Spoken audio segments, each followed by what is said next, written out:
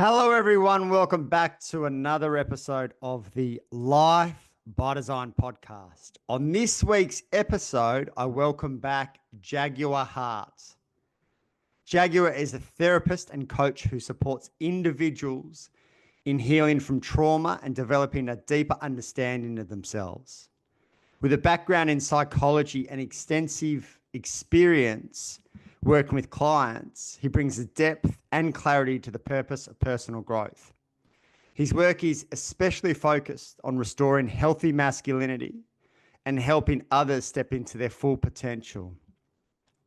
In this week's episode, expect to learn where we break down the ins and the outs of the Chris Griffins and Laura Henshaw story, being the protector and provider, traditional roles versus evolutionary biology, where Chris might have missed the mark with his messaging, another approach Laura could have taken to work through all of this, toxic masculinity, and much, much more. Enjoy the episode. Jaguar Heart, welcome to the podcast. Thanks, bro. It's good to be back. It's been a couple of years, I think, since we did one last. I was just who recorded you the first time? You did. Was it? No, it was Genoa. It was Genoa. Genoa. Oh, okay, right. Yeah, okay. Gotcha. Yeah. That was, man, how times change, huh? I know a lot has changed. We have a big topic that's almost like a little bit of a emergency episode that we've brought forward. One that we're both very passionate about, and one that we're going to dissect from a very grounded, well-researched, well-thought-out point of view today. And that is, can't remember what day it was last week. I reckon it was Thursday. But long story short, a guy called Chris Griffins, who I think he actually released the podcast a few weeks ago, but it really got taken on last Thursday by a lady by the name of Laura Henshaw, and it has blown up since. And it's a topic that you and I are both very passionate about, and there's a lot of nuance within it that we're both very passionate about. And we're going to dissect the ins and the outs of it today. What I want to kind of preface all of this with, because who knows who's going to listen to this, but ultimately Jag and I are on a very similar page in terms of our where the work that we do and the beliefs that we have, albeit we're individuals, so we have our own beliefs. But that really is at the core of healthy, powerful relationships and dynamics. And in order for that to happen, there needs to be radical responsibility from both parties, which we'll talk about today, in the co-creation of that. And where do you want to start, mate? Because there is a lot that we can go into. I think just to pick up on, what you said is that there's nuance and there's context which needs to be assessed in this. And it wasn't really done. So Chris did the podcast. He said a few things in the podcast. Now he said one thing, which was to take care of his woman if she doesn't want to work. So she doesn't have to. Now, this has been labeled and taken on as a running front for Laura to say this is financial abuse. And some other guy, can't remember his name, said it's control wrapped up as care. This is a false dichotomy, okay, which is a logical fallacy, which is something that they've constructed that if you want to take care of your partner and you don't, say, set up a superannuation or give her a golden parachute or, certain variables which they dictate, which is actually a form of coercion, which they claim that they're against, then it's coercive control and financial abuse. And that's simply not true. It's not one or the other. There's so much nuance in this that they don't take into account. In one of her posts, she said not to be completely financially dependent, which can lead to financial abuse. For context, a 2020 Deloitte Access Economics study, have a guess what the actual rate of financial abuse for women was. It's 3%. And for men, 2%.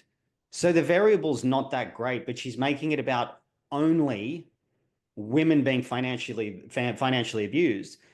But I would assert in this, the way that she's approached this is coercive in nature.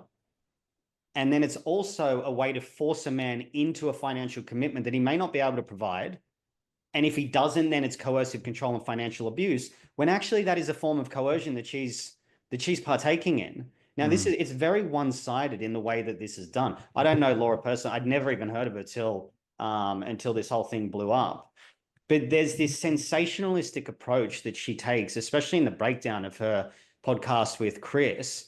But her main thing is financial abuse. Now, I'm all for fairness. We both have partners. We both look after our partners. My partner, she doesn't work, and you put me in a very high bracket for an income earner. I do very well, very successful.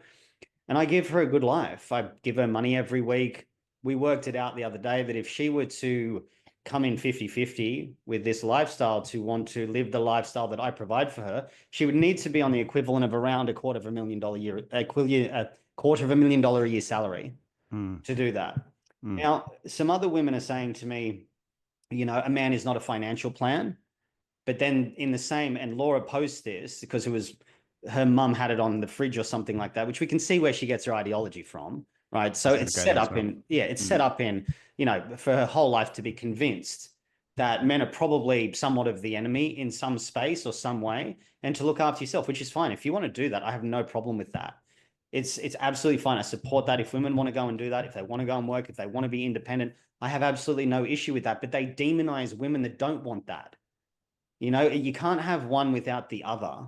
That's actually more of a form of control than anything else.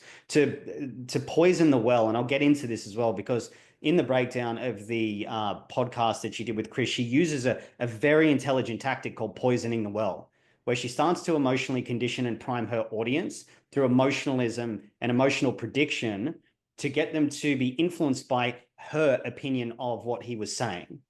So when we start to really break this down and we look at the nuance of it and the actual broad context, it's not a false dichotomy. I have had hundreds of messages from women, and she even did. She said, I've got many messages from women saying it's not toxic. I've had hundreds of messages from women saying, I wish that I could be looked after like this. I would be really interested to see a poll maybe we should run one in our own stories to prove it and say, if your man would look after you and take care of you out of love and care for provision, because we're meant to be providers, how many of you would take it if you knew that it was going to work out, or you knew that you were going to be financially okay, or if he was doing out of love and care? I reckon it would be pretty high. But what she's doing is she's latching onto a narrative with an extremely low prevalence. 3% is an extremely low prevalence of something. Now, is it too high? Is it too low? I don't know. I can't really say that. But it's even in the last 12 months, the prevalence was 2.3% of women experienced economic abuse. 2%. But she's making out as though if a man wants to look after you, that's misogynistic and that's coercive control and financial abuse. And that's simply not true. It's just not. And we need to look at the evidence and the statistics and the actual variables of this to produce the claim, to argue the claim, and to actually make the claim factual as opposed to emotional. So I'll finish up on that point there. So I'll let you go. So just so we're clear, because some people will try to twist our words just like Chris's words have been twisted. We're not saying it doesn't happen. Yeah. And we're not saying that it should happen. We're just saying that it's a percentage. A very low percentage. A very low percentage. Now, personally for me, similar to you, nothing makes me happier than being the protector and provider of my partner. Yeah. And if you look at our core group, and Jag and I are kind of half a degree of separation, most of the guys in our life are protector and provider and fucking love it. Yeah. To be honest, I would challenge any guy who didn't want to be protector and provider in terms of what at the core nature, what his role is. Now, if you are protecting and providing with conditions, which is the twist that they wanted to put on it, and I can kind of see. One thing I will say is Chris didn't get his wording right on a number of occasions, and there's something that we can kind of explore there. E.g., I can see how it was interpreted, but I can also see his intention, because they're two different things. Yeah. To say, I will provide for you if you don't complain, clearly that's not a very smart move. And again, I can see at the core what he's trying to say. But I would say that on a deep evolutionary base, a good man does want to protect and provide. Whether he's in a position to, and whether he's in a position that he can, different story. But from a deep core point of view, he wants to. I just want to kind of give a little summary. I don't actually know enough about your history, Jay, to know where this sits, but I just want to give a little bit of history just in case this is too, we get some people coming in and say this is two white boys talking about, domestic violence and shit. My mum and dad split when I was 2. So I totally get it. I understand. My mum was 26 and had 2 kids under 3. So I understand the troubles that come with that. I also experienced domestic violence most of my upbringing. So let's not claim that I don't know what I'm talking about when it comes to domestic violence. Yeah. I also work with plenty of women one-on-one who have experienced domestic violence, as has Jag. I know that for a fact. Mm-hmm. I've worked with Rise Up, the charity based in Queensland, around domestic violence. So I have a big interest in it. Shani works with women in business. So she understands women in business, independence on a healthy level. And Shani and I are also in the process of setting up a community initiative within our businesses to support women who are in some kind of challenge, whether it's a domestic violence, single mother, etc. So just keep that in mind before you go and target us as 2 guys talking about this topic. Yeah. Anything you want to add there? Yeah, I think it's really important that, there was there's a thing called conflict tactic scales by Murray Strauss. And this was around domestic violence. Now, this is not something that I really wanted to get into today around domestic violence, because it's not really the point of the conversation. But I grew up, and the thing is, domestic violence is typically associated with males, right? With males doing it to women. But Murray A. Strauss actually found that the breakdown of physical violence towards each other was pretty closely related. It's pretty closely related. Mm. Now, with this, I'm just getting it up on my phone. Give me a sec. Just trying to find it again. I saw it the other day and I was going to bring it up, but I wanted to focus more on exactly what was said and more of the claims that were being made. But we look at this, I grew up in a household. I've never really experienced violence too much from men. I've had street fights in the past, mainly because of my own troubles and things like that of growing up. But I grew up with a mother that was violent. Mm. Right. So I know what it's like to receive it on the other side. She was psychologically abusive, sometimes physically abusive, not as much, because when I grew up, I started to be able to outgrow her, so there wasn't very long, but she was very emotionally and psychologically violent, which you can categorize as domestic violence as well. So I've suffered at the hands. And I love women. I love my partner. I treat her really well. Your partner, and they're really good friends. If you want evidence of that, just ask your partner how well I treat her. You guys saw her when she'd been in other relationships and her health had deteriorated, and how radiant she is now after being with me from taking care of her. I treat my partner very well. So I know what it's like to suffer at the hands of anyone in the form of a type of violence in the home. And it took me many years to clean that up. And so male on male violence, I've had some through street fights, things like that. Also martial arts. I started to channel all of my stuff through martial arts, which we can talk about today as well, because I think that's an incredibly important part of our biological imperative to have competitiveness and aggression. I actually don't think our gender roles are not outdated. Our society is not geared towards our natural biological imperative, which is why males are suffering. It's not because we need to update the gender manual or any sort of rubbish like that. That's not it. Male biological hardware is informed and informs through masculine psychological software. They're one and the same. This is how nature has created us. So in the past, I've worked with a lot of women that have experienced abuse. And now I specifically focus on men, because I'm finding that if we're looking at domestic violence and we include psychological violence in that and emotional violence, all you got to do is go and look at Chris's comments, our DMs. We cop it from women. I've had death threats from women. I've had women say that I should kill myself. This is a form, if you could say, a form of violence. Now, my skin's a little thicker than most, right? So I have a resiliency to this. And I think these are just words, but the intent behind the words are pretty serious when it comes to that. And I think that what's happened is Laura's flipped it the other way. I think Chris's intention was innocent.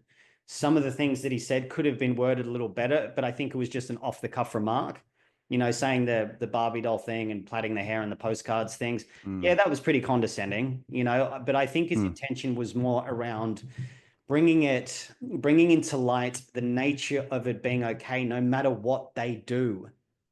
You can be a hobbyist. I was talking to my partner about this, and she said, and she brought some great insights into it. She goes, I don't really see anything wrong with this. What if she loves flowers. She loves to tend to the garden. So is she all of a sudden substandard based on the criteria that Laura sets of what makes a woman to be this hyper independent, career driven boss babe? If she just wants to tend to the garden, if she wants to take care of the home. I was speaking to Joelle about this morning.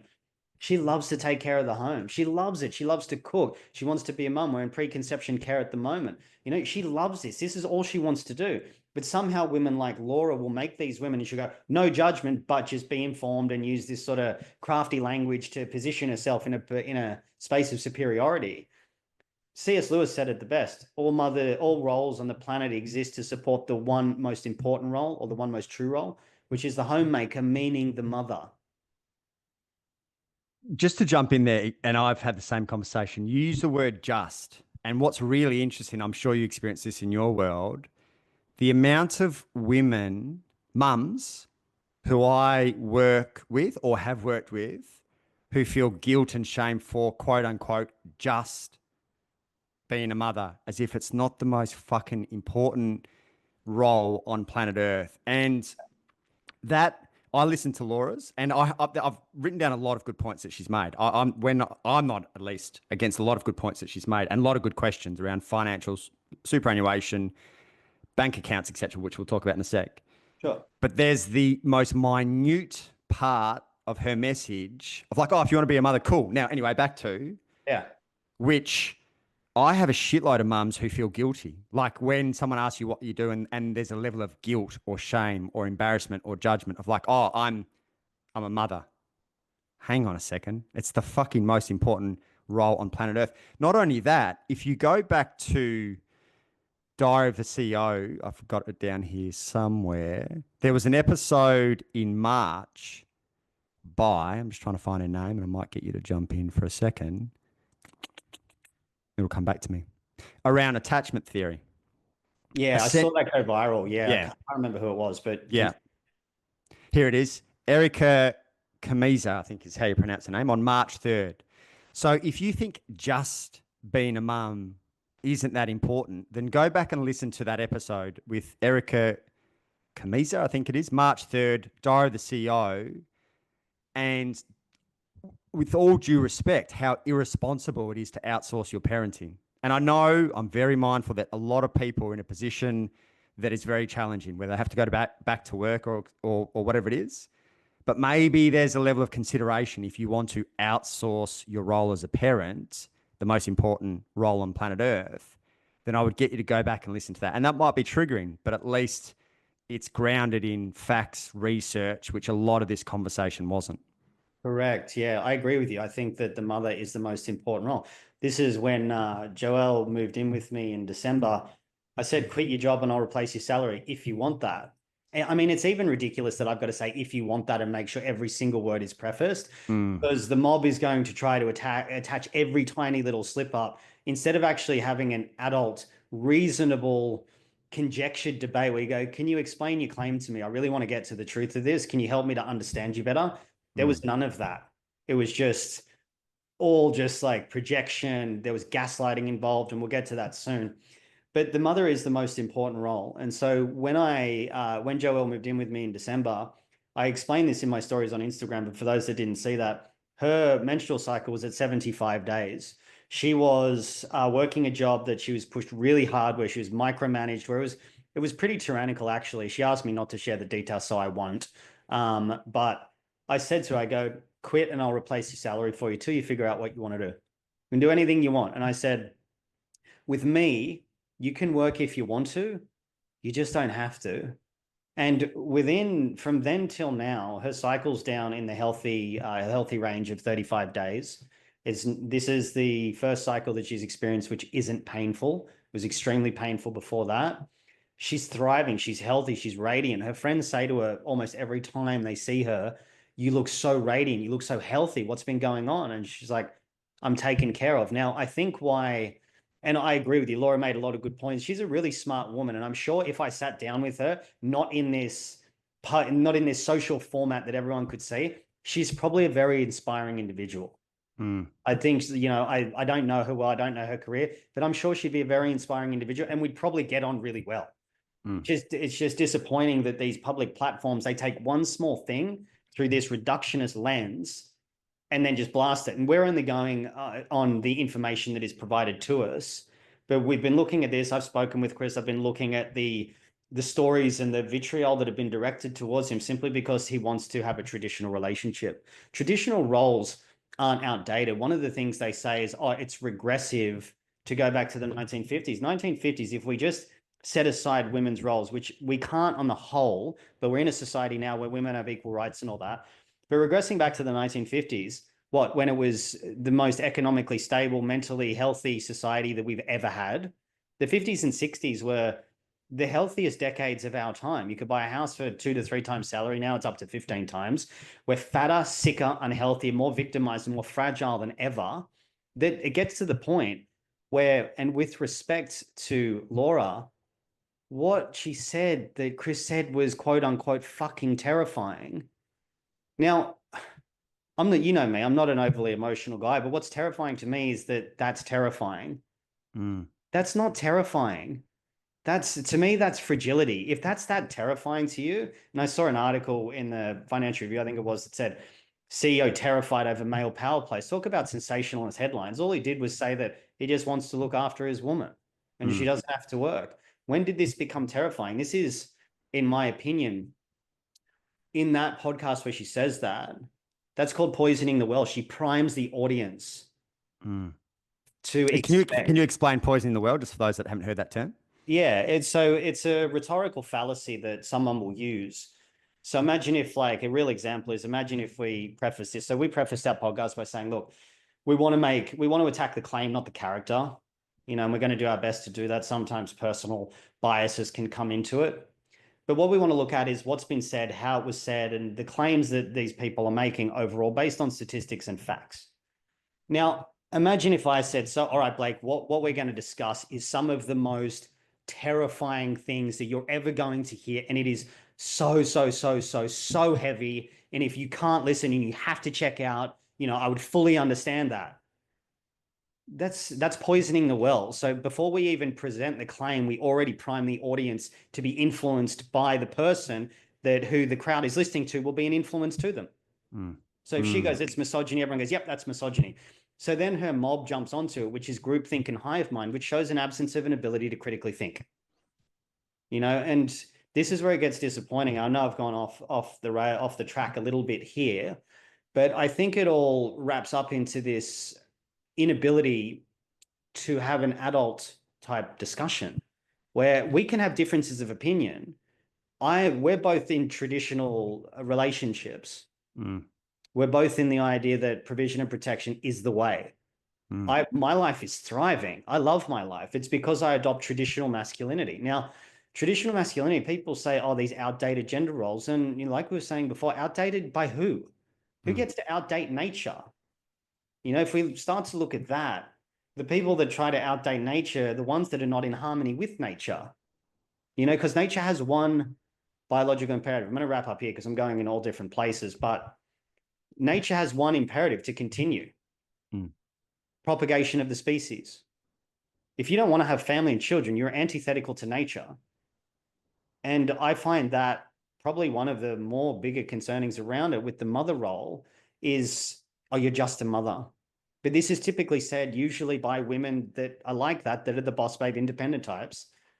That are, I don't want to throw an insult, but these were her words where she's like, I'm worried if I have a child, it's about my kid, my career, my money, my freedom, my relationship.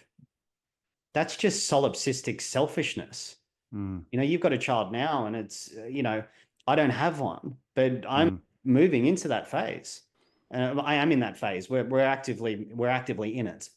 And I see it as a point where you're just so selfish that it's like, I only care about what I can get out of life instead of sacrificing for another, where yes, a child's going to change your life. It's going to change it dramatically. but then all of a sudden something becomes more important than you. This is service to other as opposed to narcissistic self-interest. So to play devil's advocate a little bit, what are to kind of speak to both sides maybe, what are the elements of, say, quote unquote, traditional roles that are quote unquote terrifying? Because maybe we look at some of the elements of the 50s and 60s and go, okay, that part is outdated. What are the parts that could potentially be terrifying or that are outdated, e.g. the oppression? But we'll go there. Yeah, I mean, and women should never have been oppressed. I think it's pretty ridiculous that they ever were.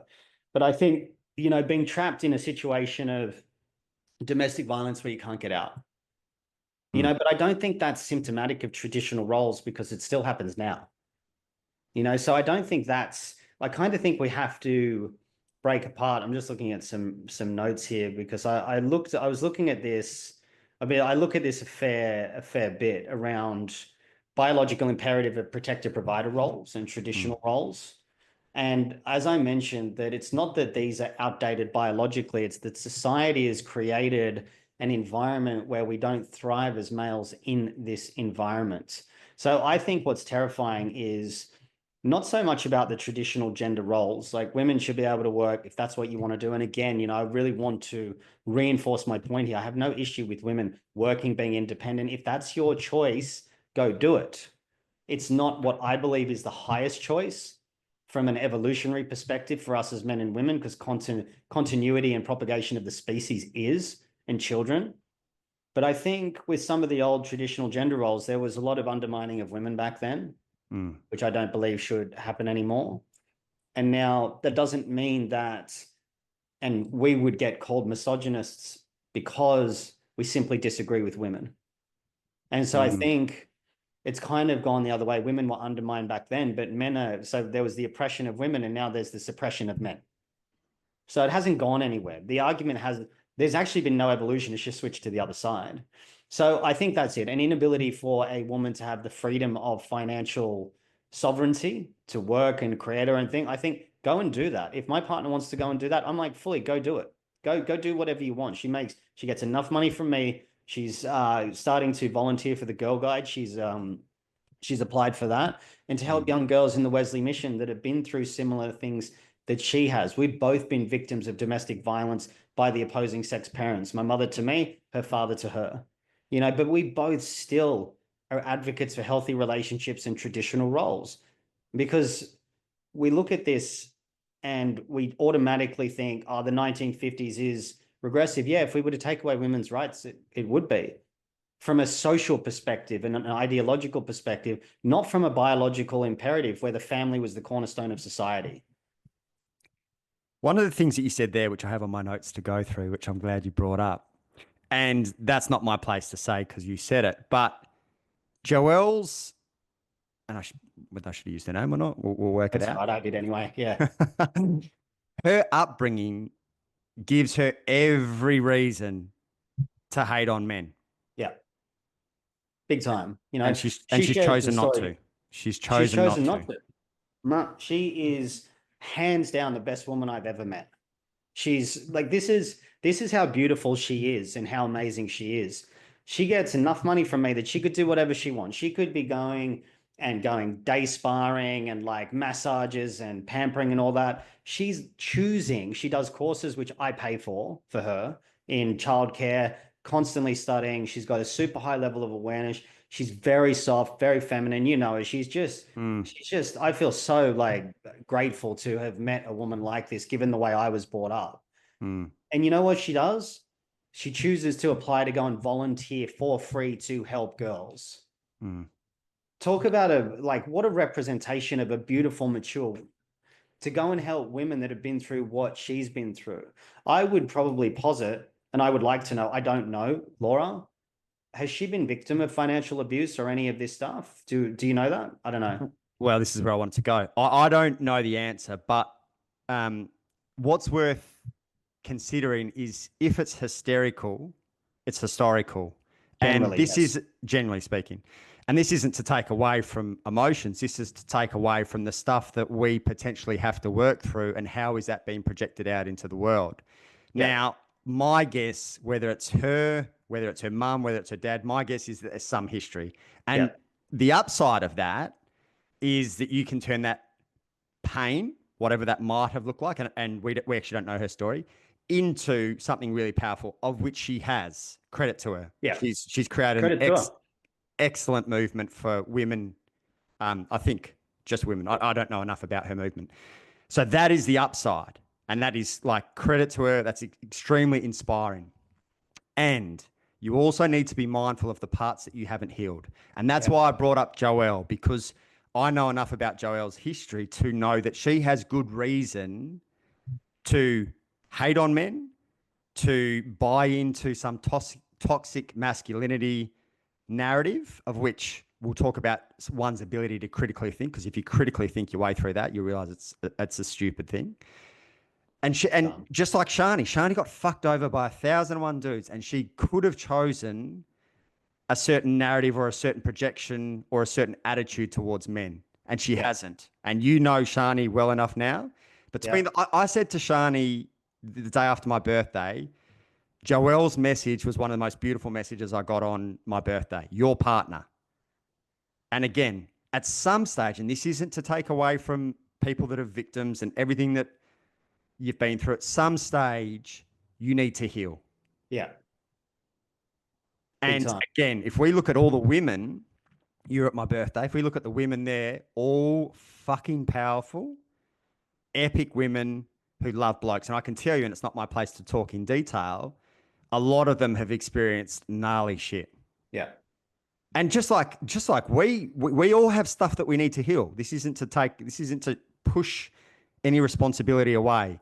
There needs to be a level of personal responsibility, because the other thing that you do, and you saw this, and this is where Laura needs to be a little bit more accountable, is she cherry-picked what she chose to speak about from Chris's podcast. And here's a few things that Chris said that I'm guessing most people didn't listen to. Women, and this might have been Chris or Wade, but this was in conversation, women are the pinnacle of life. Now, I don't remember hearing that in any conversations that have happened over the last 5 days. Yeah. Number 2, and this is so that one's at the 1 hour and 11 minute mark, if you want to go and listen to it. Number 2, at the 1 hour and 14 minute mark. If it wasn't for the women, I wouldn't be as motivated as I am to bring the money in for my family. Now, call Chris a criminal if you want for those 2 statements, but they sound pretty fucking good to me. Yeah, I agree. And there was another thing that was left out where Chris took his mum away on a trip away, just for her. Yeah. This is not someone that's misogynistic. Like, let's be frank here. The hour and 11 minute mark that women are the pinnacle, they conveniently left that out. I also saw a story that Laura said, I've written 5,000 words breaking this down, and all she could come up with were a couple of very cherry-picked, selective arguments to only confirm her point, and we'll get to that in a sec. But I just want to go back to what you were saying about at some point, we got to start taking responsibility. This is where I've seen this, and I've been calling this out for a little while, as you would know, around childlike psychology. That every one of my feelings is valid. I'm going to completely operate on feeling. I'm going to not take any personal responsibility. I'm going to throw it all back on you, and it's this nature of projection and deflective and dismissive reframing around what happens. There's a part in that where she misrepresents Chris by saying, a masculine man won't choose you unless you're a high value woman or something like that. I can't remember the exact words. You might have it there, but he didn't even say that. That's a straw man fallacy. It's a straw man. She's misrepresenting what he said to prove her point, which I think is really wrong for someone, maybe not wrong, but it's just factually inaccurate. I don't want to bring a sort of moral judgment into this, but it's factually inaccurate, and that's a straw man. And someone of that position that prepared for this, that needs to kind of be brought out and said, no, this isn't what he said. And I watched his breakdown of her breakdown, and he said, I never said that. And he even says in it that she's manipulating and twisting the words, which she is.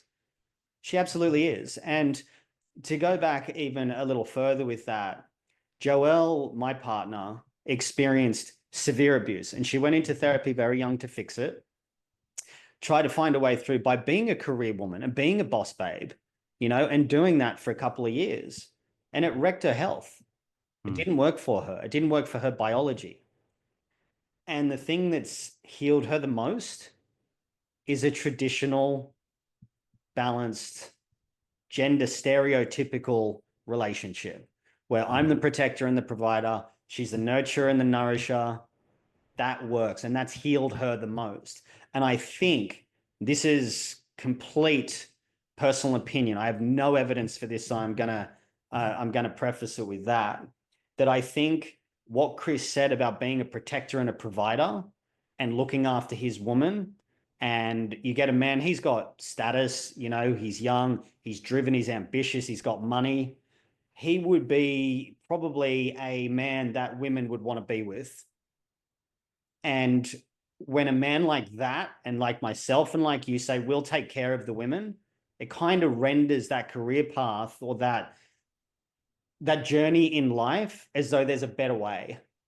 There's a healthier way. And I found that the only women that really get threatened by that are people that are in Laura's position. Because it kind of flies in the face of maybe their dominance hierarchy. And we can talk about that as well, dominance and competence hierarchy, that she employs a dominance hierarchy in what's gone on.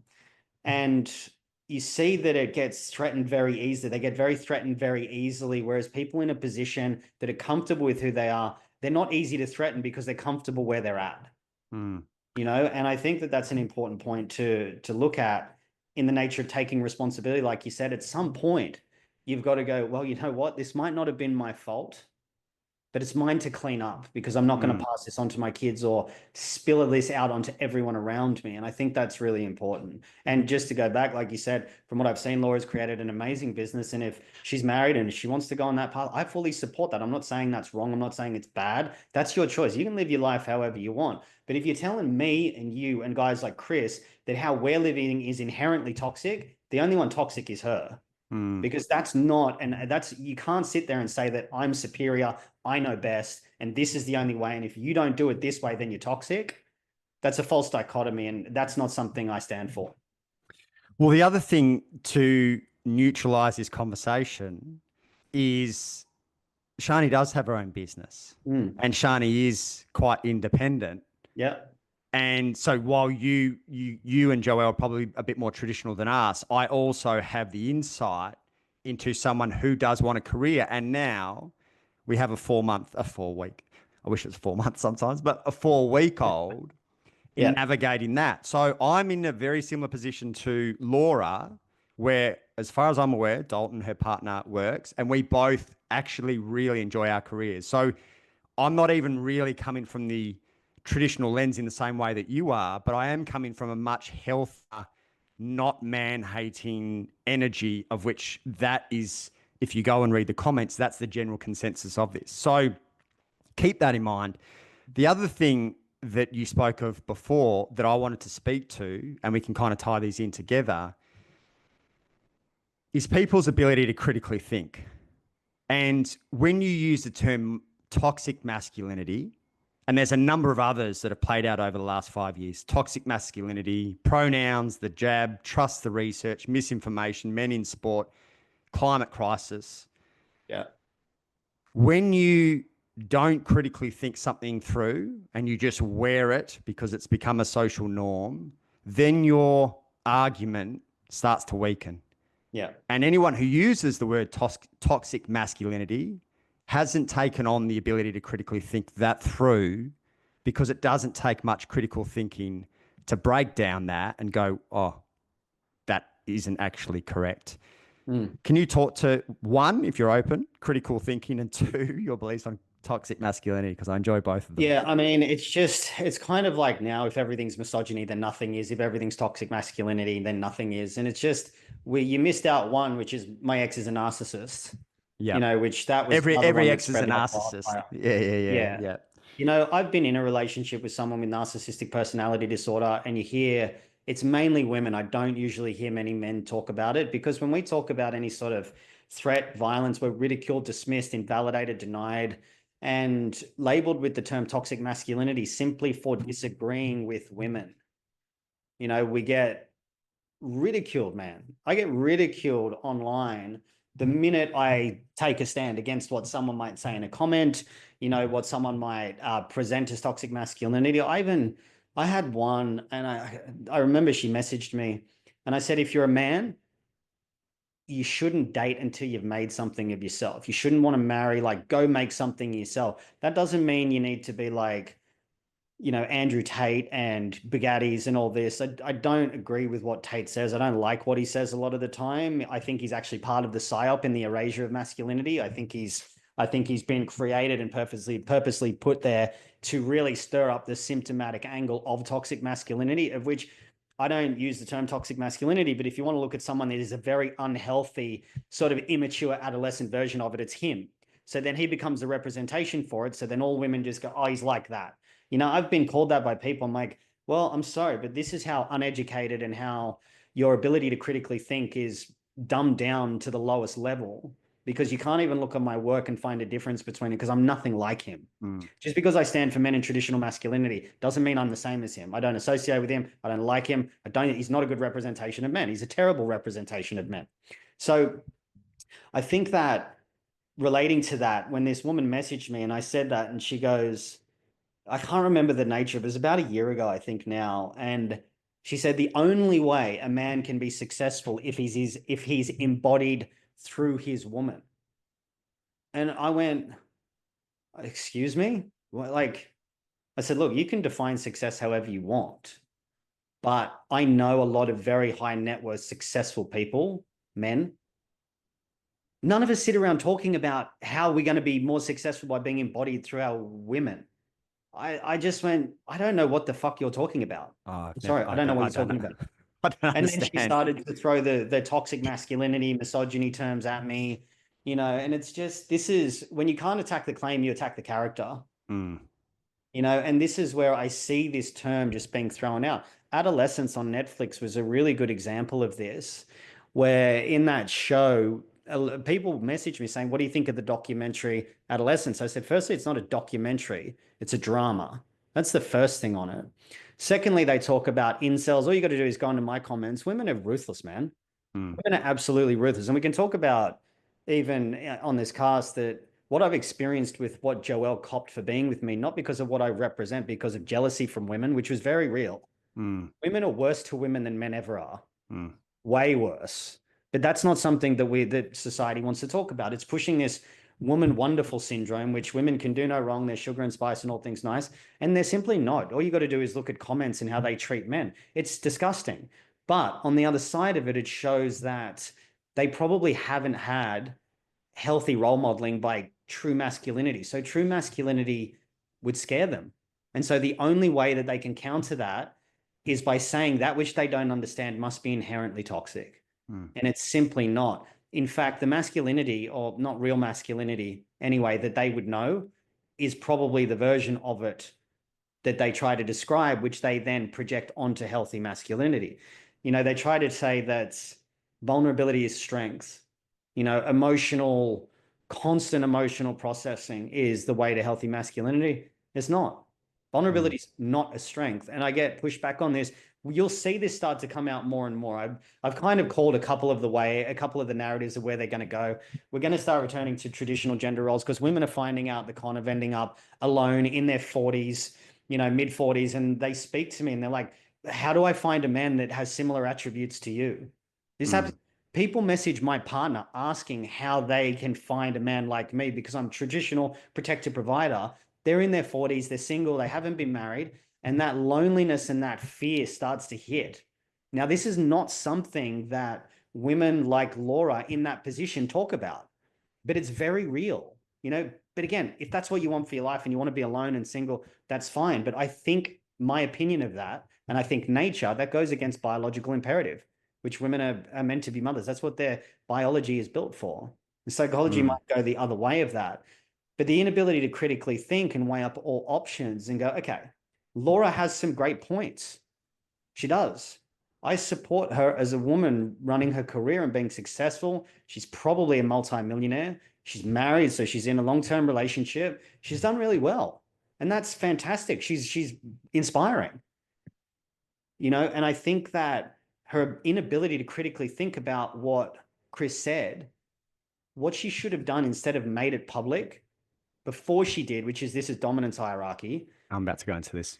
Yeah, is message him and say, hey, Chris, look, we both got really big platforms and I really want to understand where you're coming from. Is there a way that you and I could just dialogue? Because I feel for me, the way I've interpreted this is you sort of borderline misogyny and toxic masculinity. Now, I really want to understand you better because I think you're a great dude. You're super inspiring. You've got a big following. And, I want to make sure that the message gets out there in a really healthy way. Can we dialogue in private about this so we can come together, so we can unify and maybe present our opinion publicly as a united front, which would have done way more for this whole thing. There was such a brilliant opportunity by her, not publicly to shame him, because that's what she did. She publicly shamed him by doing it, and then used her following the mob to attack him. And she knew that would happen.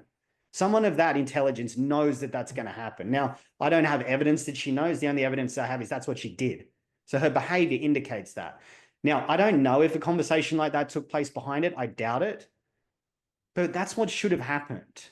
Two people that want the best for both sides should have done that. And she was the one that had the issue with Chris.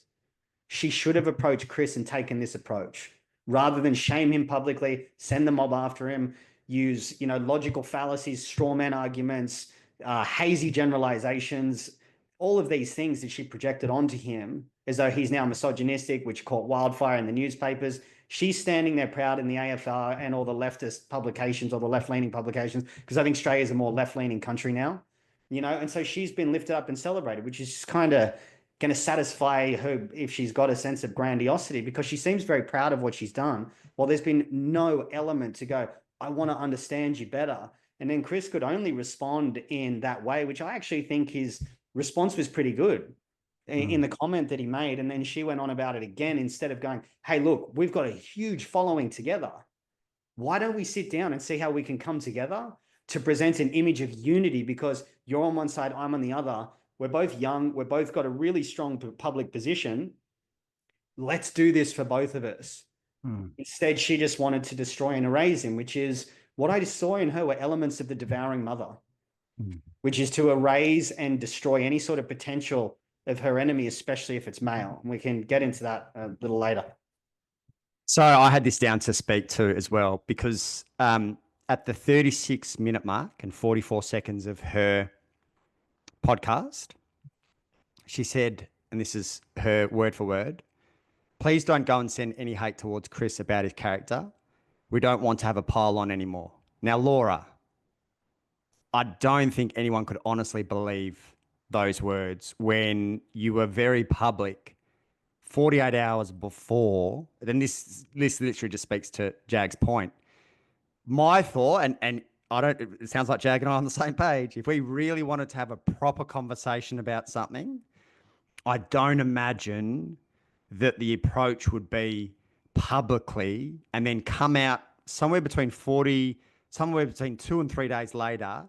And this is at the back end of her podcast episode where she's just been spraying him for 30 minutes. Yeah. About the last 3 minutes. So I'll just repeat it. Please don't go and send any hate towards Chris about his character. We don't want to have a pile on anyone. That's a piss take. Yeah, it is. It is. Keep going. So keep going on that. So I want to flip this for a bit, because she has made a lot of valid points. And I'm interested in how you navigate it in your relationship, how you would suggest navigating it, and also to provide some solutions. Because her main challenge is around the financial piece, which I totally understand, and also the career piece, and in her words, control and choice are an interesting dynamic, because potentially based on your history, if you have got a lot of history of, domestic violence or whatever, you might see situations as controlled, when really a really healthy protector and provider is providing choice, not control. And yes, I know for a fact there are a lot of guys that are using financial situations as a form of control, potentially, as you gave the stats earlier, maybe smaller than society's blown up, but we are not taken away from the fact that that is a very real thing. So, yeah, with that in mind, some questions that Laura had, which are very good questions. Will you pay her superannuation? Will you financially support her? Will you share bank account details? And will you monitor her spending? Now, I don't know how you go, but from a bank account, Shani and I share bank accounts now. From a monitoring spending, that's not my thing at all. She can do whatever she wants. We have a family to provide for. She has a lot of nappies and life that she stays on top of in terms of being the kind of primary person in charge of Frankie at this stage, albeit we're obviously both parents with a role, but she's monitoring what needs to be kind of kept on top of. We also have a money date each week. And through that, we celebrate money.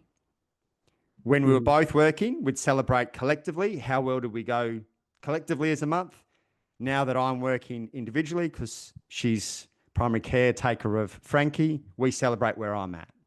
So there's full transparency from a financial point of view. And I'm really mindful, and this is to give Laura credit, my situation is different now as a 40-year-old man with a daughter compared to, say, Chris, who's 22, 23, 24, something like that. And he doesn't have those. But any healthy protector and provider that I know is pretty transparent on this thing. So I don't know how you guys navigate money, but that's just speaking firsthand to how we navigate money, most importantly, as a team. Yeah. Yeah, so there's two things there. Just I can't remember. I think it was 34 minutes you said around Laura saying don't go and attack him. That's a disingenuous disclaimer, and I agree with you on that.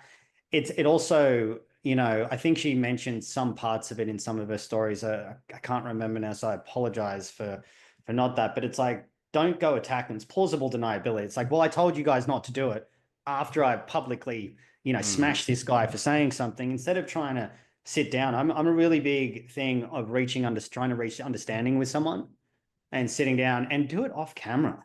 Like this, to me, I can't prove this, but it just seemed like a publicity display. It didn't seem like they actually wanted to resolve the situation. It didn't seem like she wanted to actually reach some sort of healthy conclusion, which would have done way better. She's created more division through this than anything else. And Chris on the other side should have worded things better. But I think his intention was innocent, whereas hers, I don't think it was. That's the thing. Now I can't prove that, but saying that don't go and attack them later, that's plausible deniability to say, well, I said not to do that, while I'm promoting the active encouragement of doing that by labeling him with things that these are hot words at the moment.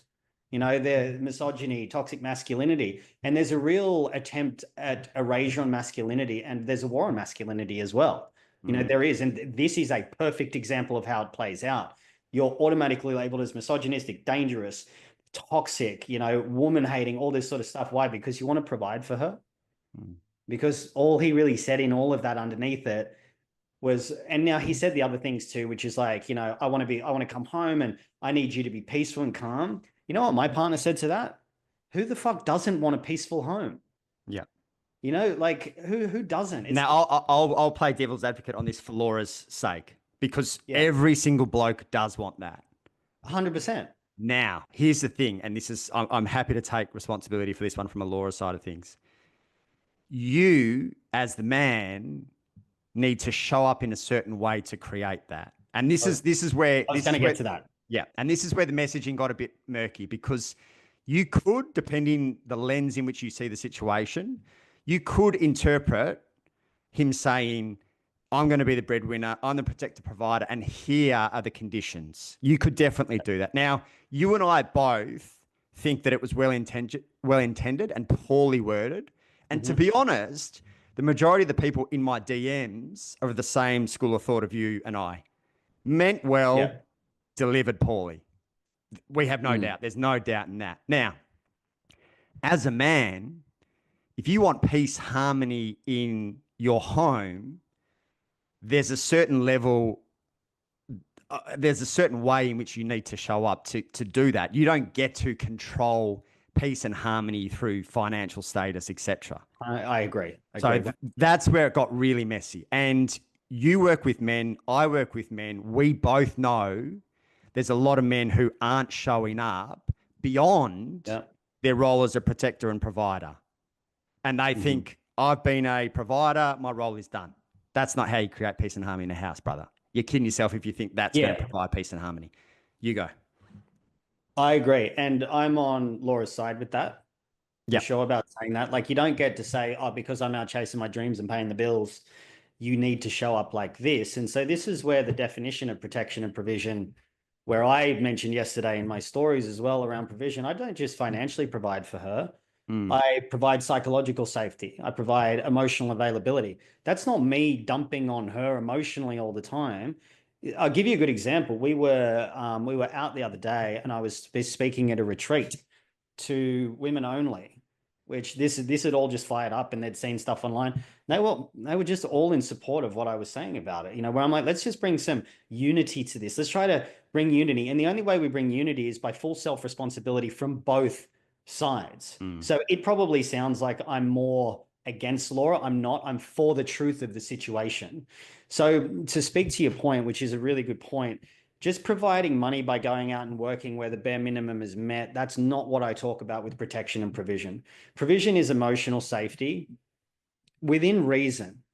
Now, when I talk about emotional safety, what I talk about and psychological safety is the person can bring what they need to when it's a genuine point of distress. I'm absolutely not advocating for chaos, for emotional abuse, for gaslighting, for, quote unquote, feminine testing, from an abusive standpoint, where manipulation or lies are attributed. I've been involved in a relationship like that. I won't stand for it, because a man needs to have healthy boundaries too. So psychological safety, emotional safety, there's got to be physical safety as well. There's got to be the ability to take full responsibility on both sides of the equation, where if Joelle's upset, I need to identify, and this is what I was going to say. We came home after the retreat, and first day of her cycle, we'd had a serious problem with black mold in our house that we just had cleaned out. Then we had the couches steam cleaned, and we're just getting the whole place in order. Now, what happened is we came home, there was a bit of a chemical smell in the house, and we're kind of over the toxicity of the place because we live in Byron Bay and it's, subtropical, so mold's a real issue. And she was just overwhelmed. And she was lying on the bed, and I had my hand on her leg. I said, what do you need me to do for you right now? And she couldn't really make a choice. I said, all right. She goes, I don't know. The place is messy. I'm overwhelmed. The bed's not made. I can smell chemicals in here. I said, okay, you don't need a solution right now. What needs to happen is I'm going to run you a bath, and you're going to go sit in the bath and relax for a little while. I'm going to vacuum the house. I'm going to clean it. I'll get rid of the rugs outside. I'll open the place up. Then I'm going to go in and I'm going to get you some dinner. I'm going to get me some dinner. I'll pick anything you want up. I just want you to relax. So I went and turned the bath on for her. Then we sat, there's like a little fireplace that we've got, and she sat on the edge of that. And she ended up saying to me, she goes, I'm sorry that I feel like you need a lot of support right now with everything that's going on. And I just feel like I should be there for you. This is how beautiful she is, because she's so giving. And I said, in moments like this, I don't need you to support me. I'm good. I've got it handled, because this is where the stuff with Chris blew up. It was just on Friday, so it was a day after. So I was pulled right into it. Chris had asked me to come on his podcast. I've been invited onto other podcasts to discuss this, with you being one of them. My roof has got a hole in it that we're trying to sort out with the real estate agent. I have a retreat to speak at. I've got a men's group that I've done. I've got a coaching group that I've done. I've got a teaching course the next day I've got to do. There was a lot of stuff going on. And the only thing I did, I said, I really don't like it when I see you like this. And so I'll do whatever it takes to support you. So just go and have a bath, and I'll handle everything else. This is where men need to step up. It's not just because I pay the bills that she's my slave. That's disgusting. That's not what provision and protection is. Joelle is the caretaker of the home, and I'm the caretaker of everything else. I serve her, she serves me. You have to want to pour the nutrients into one another that the other person wants from a relationship. This is what protection and provision is about. And so most people, and there's more to it than that, obviously, But freedom of choice, like you said, is the most important thing that we can give our partners. Provision of choice. Joelle can do whatever she wants. She's got money. She just got money from her dad. And she's like, I want to give it to you and contribute to the relationship. And I said, and this will piss everyone off that doesn't like me on the other side. I said, just invest it in Bitcoin and do whatever you want with it. And I told her to do that a few weeks ago. Bitcoin's gone up by like 22, 25% or something like that. And so now she's transferred into CoinSpot. That's her account. That's not mine. I could easily say, well, you know what? That's mine because of all I've given to you, but I didn't. I said, that's yours. You keep it. And when I put that ring on your finger, everything that we have together is ours. Now, we could sit there and Laura will talk about this. And yes, women should be mindful of what they're entering into from a financial abuse perspective. But you want to talk about financial risk in the relationship? She said to me in the first 4 weeks, Joelle said, I'll sign a prenup. So don't worry about it. Because if you're my wife, I'll take care of you. Who takes the financial risk, her or me? I take it. I'm the one with the assets and the money. But this isn't really seen as like a celebrated thing. It's just kind of the way I see this narrative is just a man's not a financial plan, but you got to pay super. In fact, you're making the man a financial plan. You know, that doesn't sit right with me, that whole thing, you know, paying the superannuation. Firstly, superannuation is a terrible investment. You know, it's subject to taxes and policies and fees, and that's not really a very good advice to give someone, in my opinion, anyway. You know, I don't think that's a smart thing, and you can't access it till you're 60. I think 60 or 70 now, whatever the age is. But it's kind of like a man's not a financial plan, but actually, you know what? I'm going to make you my financial plan. So which is it? You want the man to be a provider, or you just want to get, it's like, I'm just going to get mine. That's kind of the approach to it. And I'd like to know if she pays her husband super, because I bet she's the breadwinner. And I don't know what their split is, but would she pay his? I hope she would. And I would expect that she would. And to advocate for it without doing it would be a pretty gross injustice on that part. But I also advocate for women to be looked after. I don't want anyone to suffer. And she talks about the women are the fastest growing rate over 55. Into her quote, it's fucking terrifying. Again, everything's terrifying. But what about the men? There's twice as many men that are homeless at that age. The highest number of homelessness in Europe, USA, and Australia is men aged 25 to 34. I think it's 25 to 34. It could be 24 to 35. What about them? Where's the compassion and the care for them? You know, we talk about male suicide as well, and she mentioned that only off the cuff in the critique of Chris because of pressures to provide. It's actually not that. It's because men feel useless and worthless, and their biological imperative of being able to substitute that when they don't have a family. That's what creates the issue for men. When they feel like they lose it all, that's where they start to break. And when did that start? The 1970s, when women went into the workforce. Now, that's not to say that women shouldn't be in the workforce to substitute a man's sense of purpose. We have to find other ways to fulfill purpose. But cross-culturally, cross-socially, cross-generationally, across even eras, back to the ancient Greeks, all across the world, protector and provider, hunters, getting out there and doing something with purpose, emotional constraint, stoicism. There's a reason why the Stoics were the greatest thinkers of our time, but it's ridiculed now. And if you look at in history around what we need structured physical challenges as men. We need rites of passage and mentorship. We need stress management practice and purposeful roles. And why our lifestyle and men are killing themselves is not because of the pressure to provide. It's because we've gone into sedentary lifestyles with caloric abundance, obesity, metabolic disease. So we're not active, we're not moving, we're not nomadic, we're not hunting. We don't have brotherhood. We got chronic low-level stress from office pressures to digital overload, blunted recovery, and rising anxiety and depression. We've got blurry social roles. We're more confused than ever. Fewer rites of passage, so we question our purpose and our identity as men. This is where they say it's outdated. And, you know, emotional isolation. This isn't physical isolation, but what these women engage in is an attempt at emotional isolation. If we speak up, we're shut down. So then we start to be not allowed to be able to speak up about ourselves out of fear of ridicule. Now, like I said earlier, I've got a thick skin. I can take it because I don't care. You can tell me that, I'm toxic, I'm misogynistic, I'm whatever. Evidence in my life will completely disprove that argument. But it's like anytime, like you go into my comments, man, it's just all character assassination. No one actually brings a point. All they do is go, oh, you're insecure. You're a wannabe alpha. You're this, you're that. There's nothing about the claim that I'm making. It's always attack on the character. So men feel emotionally isolated. We're not needed. We're not wanted. We're toxic. We're bad. We're a stain on the planet. We're responsible for every issue that ever goes on.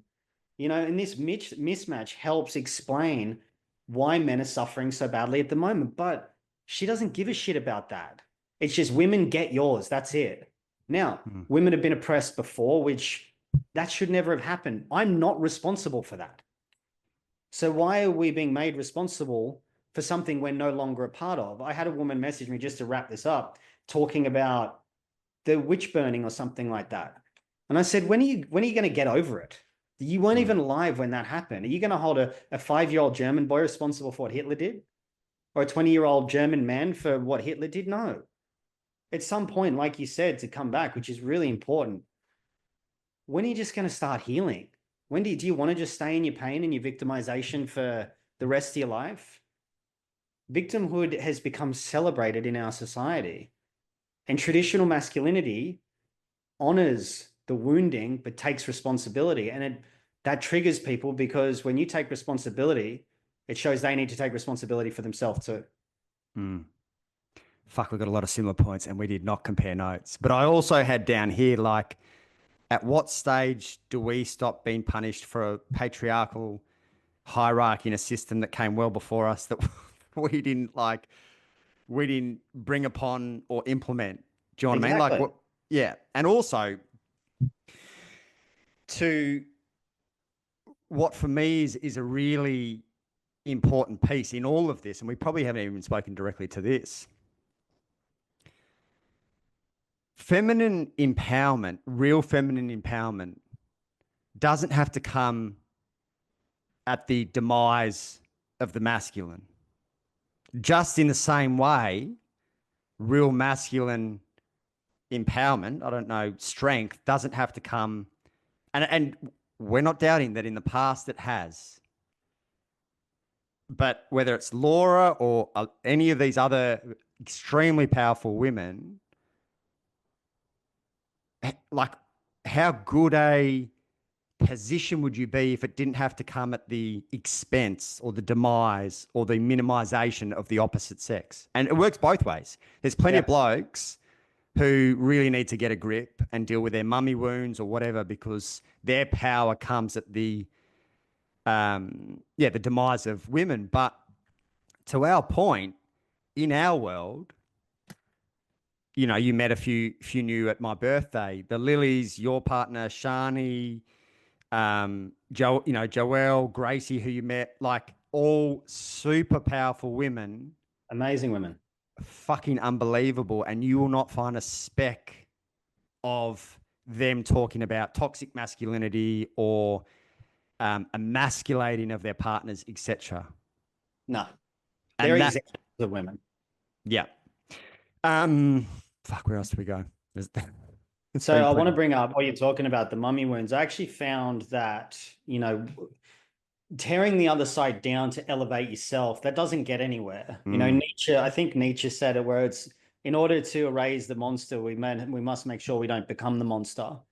And what I'm seeing in this is this, this devouring mother archetype that has started to present itself collectively, where it runs through a couple of different aspects, right? So it was originally sort of Carl Jung that came up with it in these universal psychic patterns that manifest in myth, dreams, relationships. And the devouring mother sits opposite the nurturing good mother archetype, which are all the women we were around at your birthday.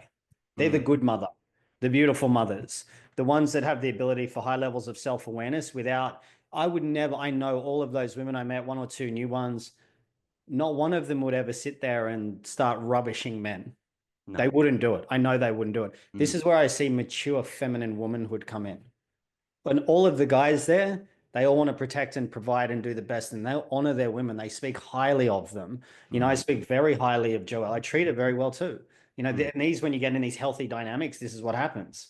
So the devouring mother aspect comes in a few core features, which is enmeshment and overprotection. So the mother wraps herself so closely around the child's life that the child cannot learn independence.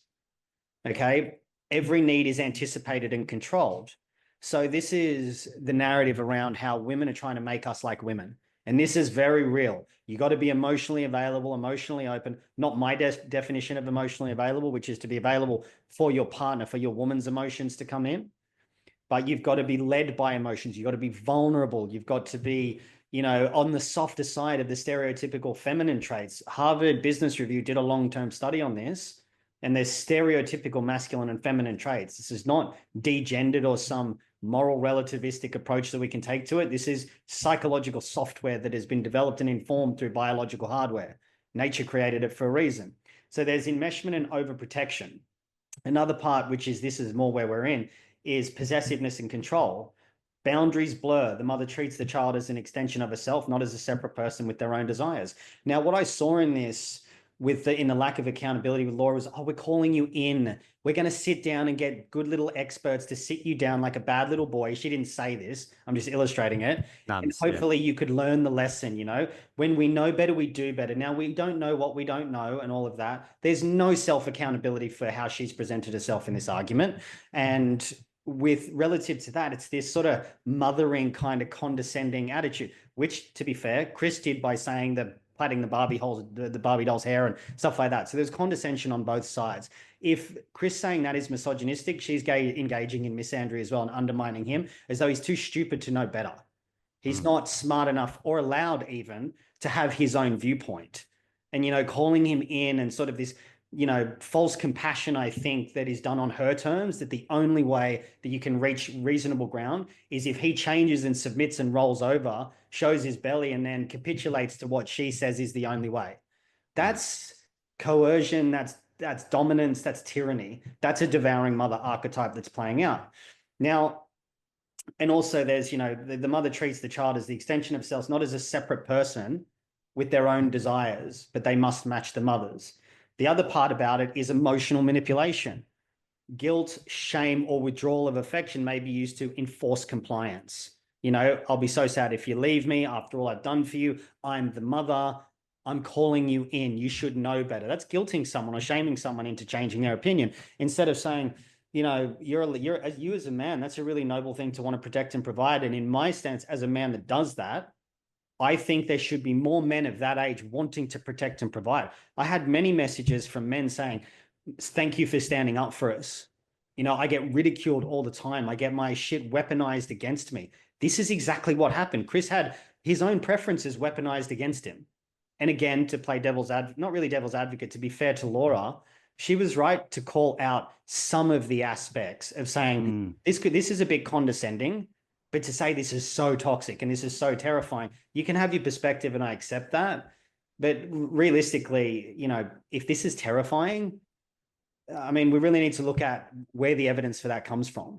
Just before you continue, I just want to touch on this quickly. So I think it was, she used the term patronizing and condescending a fair bit in her. She's right.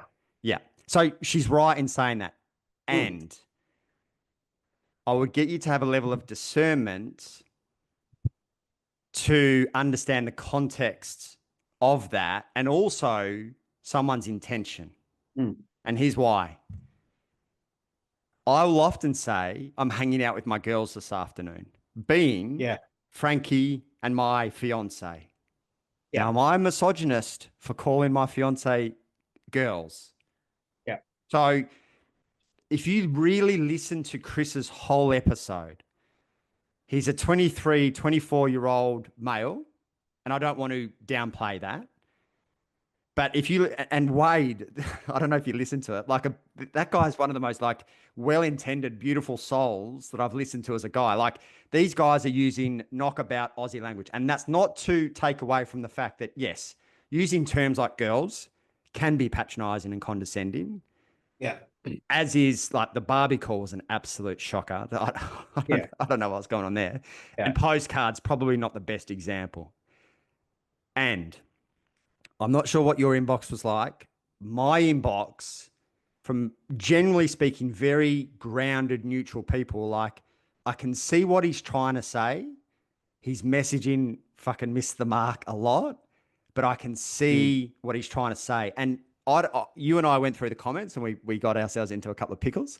I can't see any comment anywhere there other than pretty much yours and mine of anyone giving him any credit for his intention.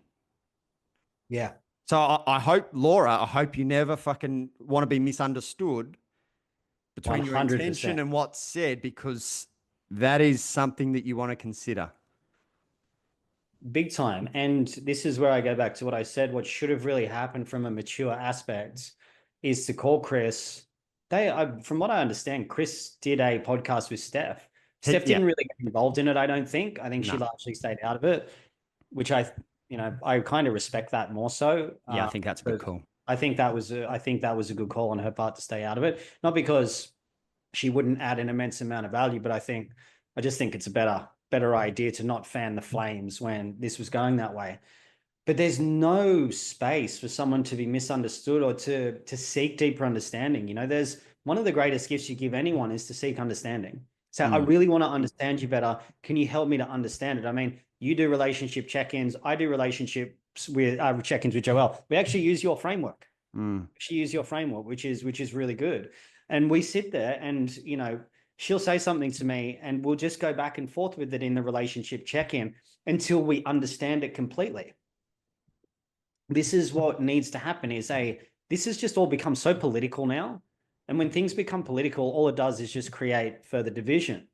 And so there was I said that, Chris's intention was good. I think his intention was good. And that we need more young men wanting to be protectors and providers instead of mummy's boys that are just nice guys, manipulators. This is the darker arm of masculinity where they start to manipulate and subjugate and become the best friend kind of archetype. And they fall into this slippery kind of way that they do things. And I'm not a fan of that. And mature men don't fall into that where they manipulate women for sex. And I think there was no allowance for Chris to be misunderstood. It was just, and this shows the symptom of our society and the fragility and childlike psychology where it's, right, that's it, toys out of the pram, I'm done, and then I'm going to stomp and stamp until someone pays attention to me and someone meets my needs. And this is, again, slightly different topic, but on point, where we see these huge Instagram relationships accounts which are all about, you need to meet my needs, and if you don't meet my needs, I'm going to leave, like that. It's like, come on, stop making your partner your absent parent or trying to tear someone else down because you don't agree with them. How we improve, I believe, as a society is to try to understand someone, to see them as a separate individual that has their own wants, their own desires, their own preferences. And this other side, Laura's side, they want the space for full expression, for them to make their demands, to be whoever they want to be, while not allowing that for the other side. And I really, I'm going to say it again. It was super, I'm not going to say disappointing because it's coming from an emotional approach, but there just could have been a better way that I would have expected someone in her position to approach it from, by speaking to Chris behind the scenes and creating a uniting front in an intelligent, not even debate, but an intelligent discussion around how we can come together to find the commonalities between us to help both sides, and I think that's a really important part. And so what was used in this construct of the devouring mother, the final part is the inhibition to individuation. Now, I'm big in this work in individuation, which is letting the child explore, assert individuality, which is what Chris was doing. Take risks isn't allowed. Ambitions, friendships, romances outside of the mother's sphere are discouraged or they're dismissed. Dismissed being the important part here, where, yes, I agree with Laura, there was some condescending stuff that went on in there. Could have been reworded better. And Wade, I think his name was, I was listening to it this morning. Mate, I would love to hang out with that guy. He just seems like he's full of life. He's super positive. I don't want to bring him down at all, but he kind of, and I love people like this, he's kind of got this golden retriever energy, it's like a human golden retriever, but super. Yeah. And what they also didn't say is what he said was really, it really hit me, where he's like, I just want to understand people. People are beautiful. I want to understand this. I want to go deep with them. And because he's got this kind of Steve Irwin kind of rhetoric, right, which is this infectious positivity, which I absolutely love about this guy. I don't even know him, but I would hang out with him, no question. But it's this, like, I was driving and I started to feel good just by listening to him speak. And he was saying, I just want to understand people, how beautiful they are. There's so much to a person. I don't want surface stuff. They didn't seem to bring that up either, because it would present these guys with a level of depth that if people see that they have that, it flies in the face of them being these one-dimensional, emasculated, misogynistic men. Yeah. He also said, Wade, and we were talking about Chris predominantly, but also Wade, imagine this as a 23, 24-year-old. I shouldn't be giving relationship advice, and I don't want to speak in definite terms as I'm always learning and growing. So here's, as you said, and this isn't to be patronizing or condescending, he's got that kind of warm golden retriever energy. He's a 23, 24-year-old talking about being a work in progress, learning, growing. Now, one of the things, and you and I spoke behind the scenes about this, Laura and a number of other people were quick to jump on his page and say that he wasn't open to feedback. Now, if you understand human psychology and you understand what would have been going on in his brain when tens of thousands of people are coming across to his page, you understand that the part of the brain that's available for feedback, it's very hard to stay online for that part. And you were in his DMs, I was in his DMs, and a number of other people who I've spoken to were in his DMs. He's very receptive to feedback in a certain way, that whether it's not public shaming, whether it's not attacking. And Laura could say that her post was quite grounding, and in a certain way it was, but it was also a public display, of which my bet is if she picked up the phone and called him, and if Steph's been on the podcast with him, good chance she could have easily got access to his number, that conversation might have gone differently. So is he not open to feedback? Or when he gets an absolute fucking avalanche of people coming at him, does he go into some kind of survival protection mechanism in order to protect himself in that moment, of which fight, flight, freeze, fawn, and a fifth one, facade, I can see over the last couple of days where he's pushed into facade a little bit as a protective mechanism. And again, maybe he'll navigate that differently in the future if he gets attacked again. There was a bit of kind of that facade ego that popped up, but also, understandably, you could go into fight, flies, fight, fleas, or fawn as well. So, yeah, I mean, you and I are coming back to the same point, and this has been said time and time again, that there's been no consideration for intent in any of this. And that's the bit that for me, this isn't a male-female war. You and I, predominantly our war is in bringing people together in healthy relationship dynamics. Yep. And this is doing the complete opposite. So this isn't us jumping on Chris's bandwagon. We've also, spoken openly about calling Chris forward into, thinking about his message, his delivery, some of those things. But at the core of it, when you put a fire on this, I would have probably done the same thing in terms of how I would have retreated or gone. I would have fucking freaked out and had probably somewhat of a facade on the front of me looking all rosy, but also like rattled within. Yeah, I mean, it's a big thing when the mob comes after you with unhealthy intentions and it's all, he's not open to feedback. Is it feedback, or are you trying to tell him how he should be? Human beings don't do very well when they're put under the amount of pressure that her influence can inspire by virtue of the mob coming after him, telling him that everything he's said and done is somehow bad and he's a misogynist and he's toxic. Now, I don't know the kind of feedback that Laura tried to offer him or her very astute crowd, but I know the feedback they gave me, and I would imagine that it would be far worse than, I imagine his would be far worse than what I copped. Mine was menial compared to it, and it was only really because I left a comment on there in support of him. So I couldn't imagine the kind of level that he copped. And in the order to try to maintain peace, this is celebrated like, yep, go after the men. It's all good, whatever. Go after them, attack them, tear them down. And they go, oh, well, he's just not mature enough to go after feedback, while they sling ad hominem attacks with no actual ability to critically think, going, hey, this is a real human being. This is a guy that's now been slingshot into the public sphere, which that's the risk that you take. I know I cop it online a lot simply because I don't cop it when someone tries to tell me how to be a man. Least of all when a woman tries to tell me how to be a man. And I know what it takes to be a man, especially I embrace traditional masculine qualities. There is no way that I'm going to let a woman tell me how to be a man. They have no idea how to be a man. And this is where if they want to be open, if they want people to be open to feedback, well, then you better be able to accept feedback yourself. And when I say this to women, I'm like, you have no idea what it takes to be a male. You don't know what it takes to be a man in this world. You don't. There was that case, I can't remember her name. She pretended to be a man for 2 years. Do you know this woman? And she pretended, and then she ended up killing herself. And she said women were so horrible to her when she was pretending to be a man, way worse than men were to her.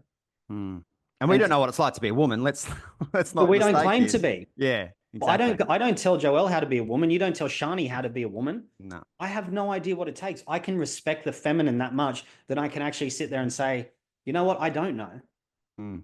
I don't know what it takes to be a woman.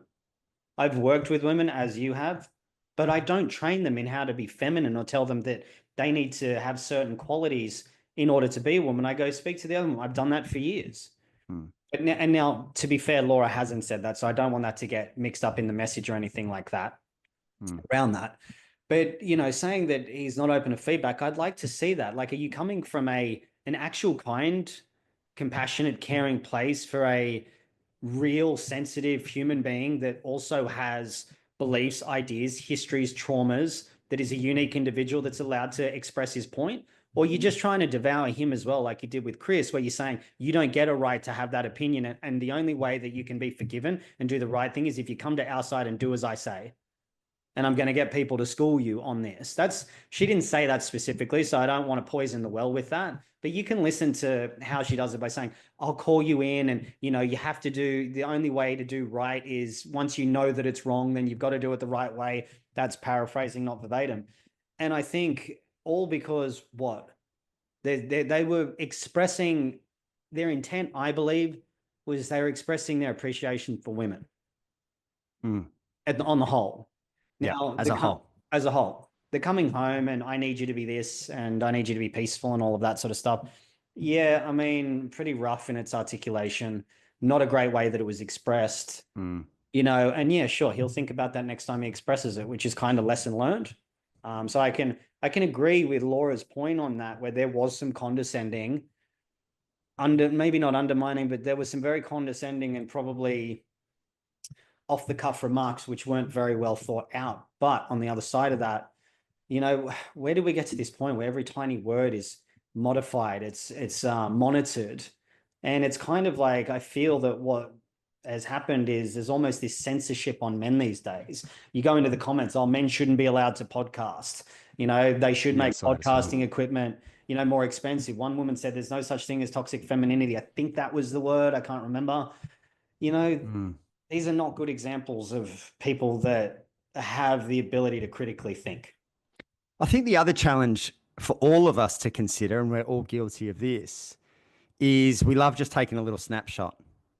So if you actually, my bet is if you actually went and listened to the whole episode with Chris, you'd get, if you have a level of discernment, if you have a level of intuition, you'd actually get a feel for like a guy who is definitely well-intended and wants to learn and grow and evolve, and to then go onto his page and read, hey, you're not interested in growth, as he's been attacked. The reality is that you're going onto his podcast tomorrow, of which, I don't know if this is the main topic. He runs a podcast. He gets guests on every week. He's clearly massively into growth. Like that's just a emotional statement. Like zoom out and actually look at him as an individual. He's as good as anyone as a 23, 24-year-old interested in growth, learning and expansion. He's He's just not exceptional. interested in. I wish I had that level of curiosity as a 23, 24-year-old. And yes, we aren't taking away from the fact that the wording in a couple of things that he said, I'm sure in 6 months' time, you go, fuck, I wish I worded it differently. Or even 6 weeks' time, 6 days, who knows? But I don't know. I can't speak for you, Jag. I was doing a lot stupider shit at 23, 24, even like 30 than this guy who is doing his best to be a better version of himself as a 23, 24-year-old. Yeah, I agree. You know, the level of where he's at, his ambition, his drive, his ability to even hold conversations with people that are super successful at that age. I couldn't do that at that age. No. I wasn't in that position. What he's done is exceptional. Mm. And he's not, I really don't agree with the whole reducing people down to one myopic viewpoint because of one statement that they made. You know, like we've like I would say that in this, we're critiquing the claims, but I'm sure Laura's a very dynamic, multifaceted person, like a diamond. A diamond has many faces, right? And so there'd be many opportunities of which she would shine in many areas of life. I've never listened to any of her stuff except that. I don't know her personally. I'm sure she's a fantastic human. I would be really surprised if she wasn't. And the same with Chris. You know, I've listened to his podcast. He's a good communicator. Yes, one thing shouldn't define him, but we seem to want to be like as this angry mob. We want to hang people out to dry because of one thing. And I don't want to do that with Laura either. This is just a discussion on the breakdown and where we believe as older men of both of them, significantly older than both of them, which means significantly more life experience. A decade between, I think Laura's 30 or 31. The difference between 30 and 40, which is where we're both at, is there was more growth for me in that decade than the 3 decades previous, and I was doing a lot of work. 20 to 30 is big. 30 to 40 is monumental. If you're actively doing the work, it's phenomenal in where you can go. But I think both of them where they're at is phenomenal. What they've achieved, they should be celebrated for the success and their ability to be able to operate in a public sphere. And I think this presents lessons for both. And I think the biggest lesson for both is to come from a point of unity as opposed to separation. And I think it was and this is why I'm going on his podcast tomorrow. I don't really want to talk too much about the situation that they went through. I would like to address it from the same way that I have with you, in the form of saying there was a real opportunity for unity here. And unfortunately, that didn't happen.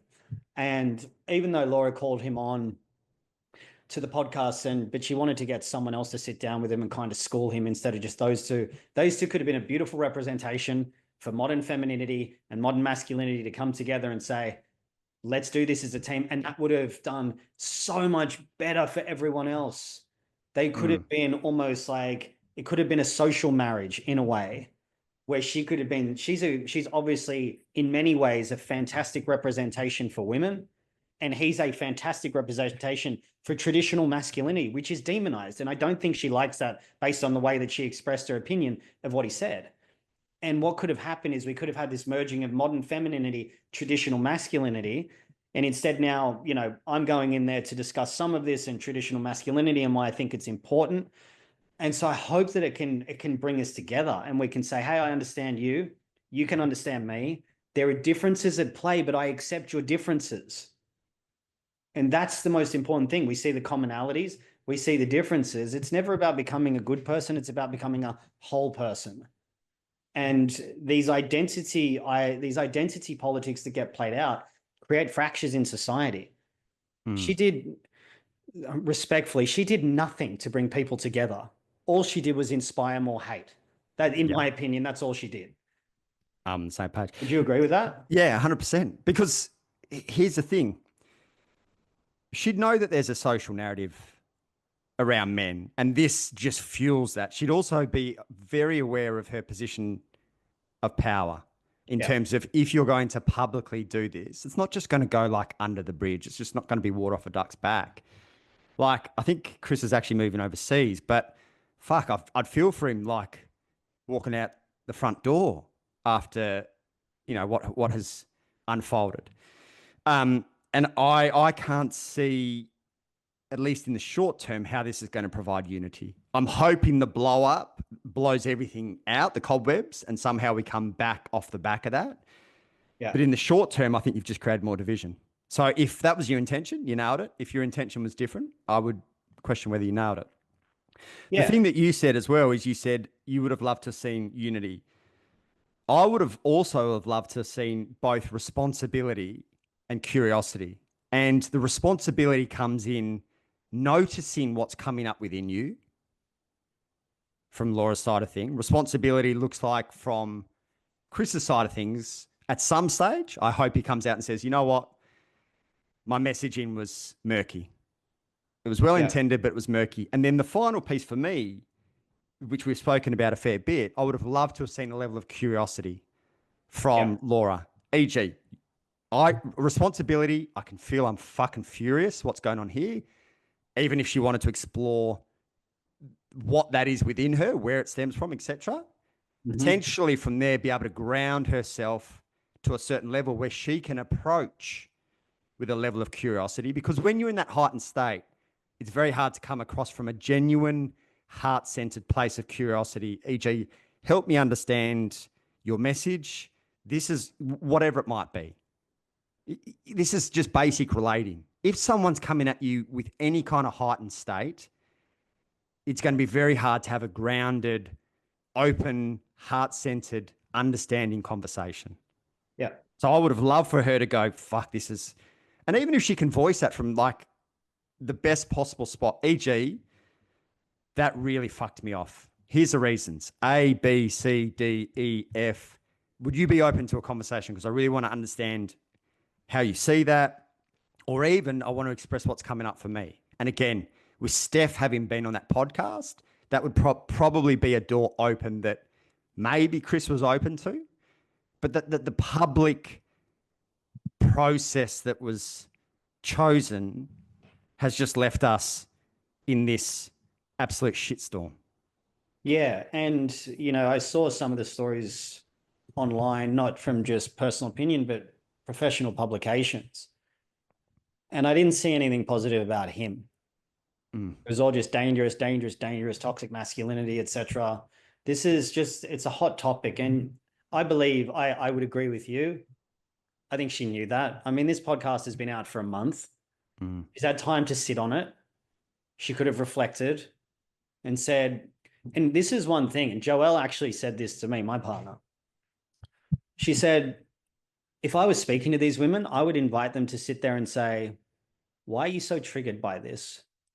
Or ask themselves that. What is this about? What is this bringing up within me that is revealing that? Because if a reel makes you spew that much hatred, that's already inherently within you. This reel is just revealing that of something that you need to look at within yourself. Now, a child will deflect that on to blame someone else. And I think most people are 6 or 7 years old in their psychological maturity. And an adult, in my opinion, goes, all right, I'm the common theme in my life. Wherever I've got problems, I always seem to be there.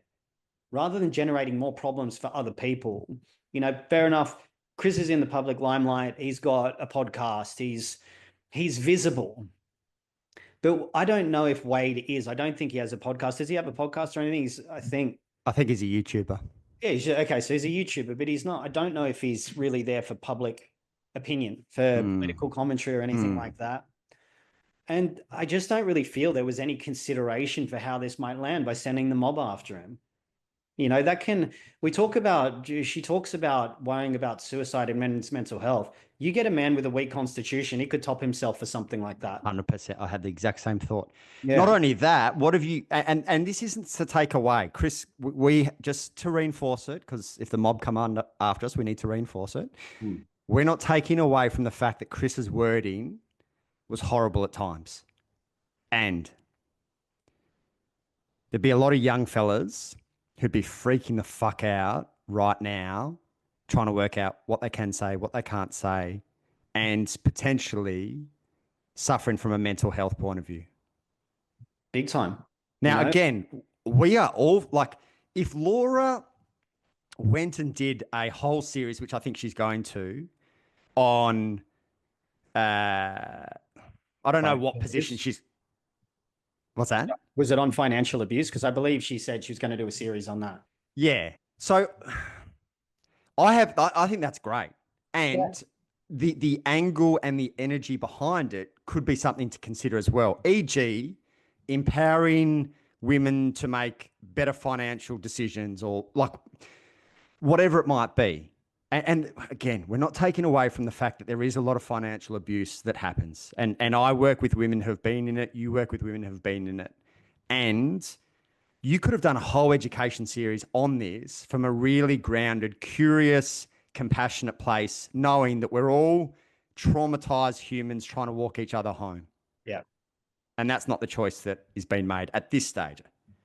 Because here's the thing as well, and we've spoken about this. Female empowerment, a lot of it is wrapped in man hating. It doesn't have to be.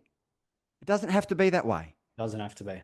And that's that at some stage that becomes a choice of like, hey, female empowerment, but there's this little murky undertone of like, hey, men, go fuck yourselves. It doesn't have to be that way. You can be super clean in your messaging, and which she does an excellent job of empowering women. It doesn't have to come at the demise or the undertone of like a certain feeling or a certain narrative towards men. Correct. And, I think there's self-responsibility on both sides around how this was addressed is the higher way.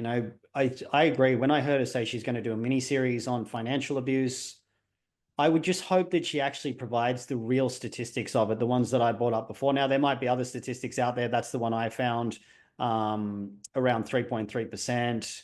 I'm just bringing it up again now because I wanted to look at the domestic violence thing because there was a commission about it, which actually physical violence is actually pretty much the same in its breakdown. So I think it's almost a 50-50 breakdown, women assaulting men from domestic violence and men assaulting women, whereas it's placed in society as much higher than that. And that's the narrative of man hating as well. But it's also accurate too. And it shouldn't be like that. I wish society wasn't like that. But, the 2020 Deloitte Access Economics Study, which was commissioned by Commonwealth Bank in Australia, that it's 3.3% of women and 2% experience financial abuse each year. That's not a huge split from a margin perspective. And it's I don't think it's this crazy epidemic that I thought it was when I heard her talk about it. Because I haven't really had my finger on the pulse around these. These are sort of more seen as female issues. But when we look at the statistics, there's not a big variability between men and women experiencing it. And also, just to open this up, because I'm actually interested, because again, Shani and I are probably going to have a domestic violence arm of our business to support. If someone's listening to this and they have information that we don't have access, we are both open to learning. Like, we're open to learning. This is our opinion. But I, as a person of interest in the world of domestic violence and financial abuse and everything that kind of goes in those circles, especially if Shani and I are going to have an arm of this in our business, I'm open to learning more. And Yes. both Jag and I have got blind spots. Every single planet, every single person on planet Earth does. So if you have anything that you would like to openly put forward to us, not from a place of man hating, not from like, just be mindful of the energy. I'm open to receiving insight and information. Just ground yourself and be mindful of the energy that you put forward when bringing things to light for Jag and I, which has obviously been a very strong example of trying to educate someone over the last 5 days and how not to do it. I agree. I'm happy to be wrong. If you've got a updated study, if you've got more accurate statistics on this, like bring it to me. Like, I'm just looking at one that was in 2020, done by Deloitte, by the Commonwealth Bank of Australia, Deloitte Access Economic Study. That's the one that I looked at in 2020. And it also said that figures that align broadly with the Australian Bureau of Statistics 12-month rates, that they include non-partner contexts as well. So the non-partner context, this one's for figures, so lifetime age of since age 16.3% of women have experienced economic abuse by a cohabiting partner. 7.8% of men have experienced it by a cohabiting partner. Now, remember, before everyone starts blowing up saying that my statistics are wrong, that's by a cohabiting partner. Okay, the overall from what Deloitte found was 3.3% overall. Okay, so there's a different metric by which they're measuring it. So if you're in a cohabiting partner relationship, the opportunity for that is higher. So that's since age 15. So it may be parents that institute that. It says cohabiting partner.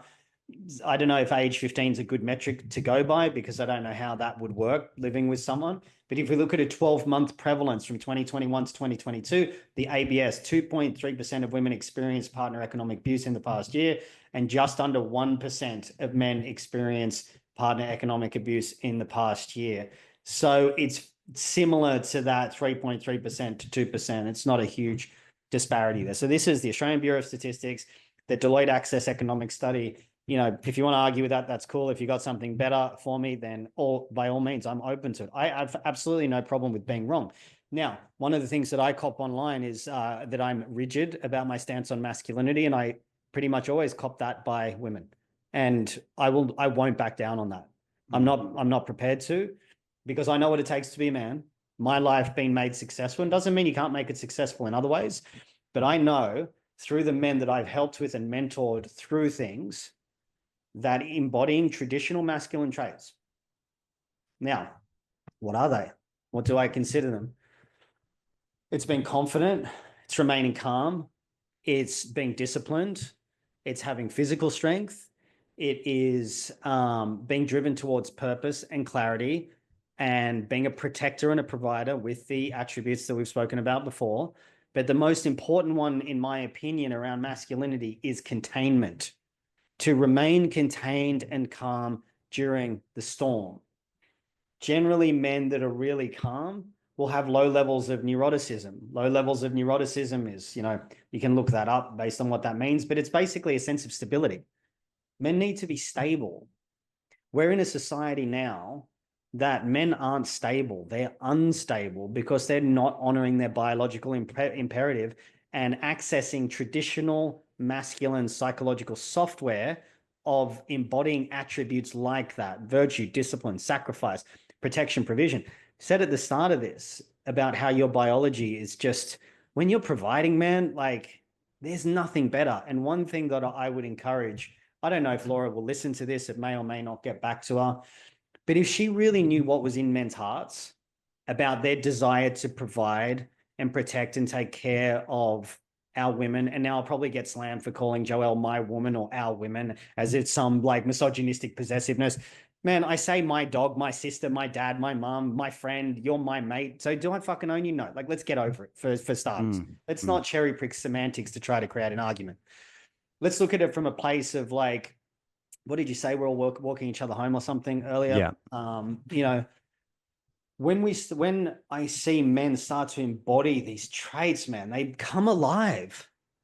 They fucking come alive, man. And it's the best thing to see when you see a man go from immature boy psychology and go, man, I've been slammed in society and public and, by women before to say I need to be more feminine before I can become emotional.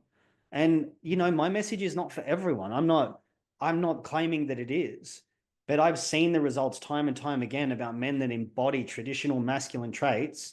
Now, one thing that I will correct on this, they say the American Psychological Association says that traditional masculinity is harmful due to emotional suppression. I'm not advocating for emotional suppression.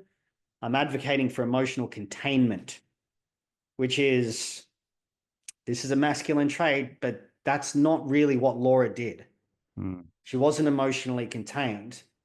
And I think it would have gotten a better outcome had she been emotionally contained.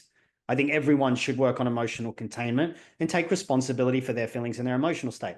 Now, modern masculinity to me, and this is what I want to talk about with Chris tomorrow, is all of those traits: virtue, sacrifice, discipline, brotherhood, doing difficult things, resiliency, being bold, context independent, going after stuff, being brilliant and being fucking contained. through a level of stoicism while you're doing the work on yourself. This is the really important part, is do the work on yourself, go inward. You know, people ask me all the time about rites of passage and initiations. I don't think they really work anymore. And the reason why I don't think they work anymore is because we're in a different time and we require different weapons to fight a different war, because there is a war on masculinity. There is an attempt to erase masculinity. We didn't have that back then, when the mothers would be complicit in saying, take the boy, put him through a hard thing, whatever he needs to do. So the separation and the splitting from the mother is really important.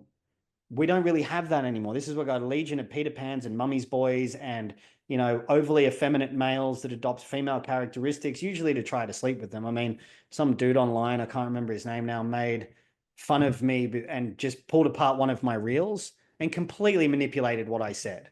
Like he's one of them, right? They're not the guys I want to work with. They're not the men that I'm speaking to through doing this work.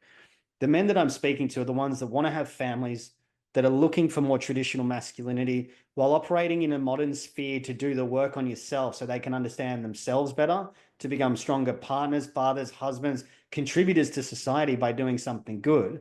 Because a man that's in his mature masculine psychology, that's healthy, grounded, strong, stoic, contained, disciplined, he's a force to be reckoned with, and not through patriarchal dominance, but through quiet calmness that creates good relationships with his children, with his partner. And like I've seen, and I've used, as you've seen with Joelle, her health by being in a traditional balanced relationship has absolutely flourished.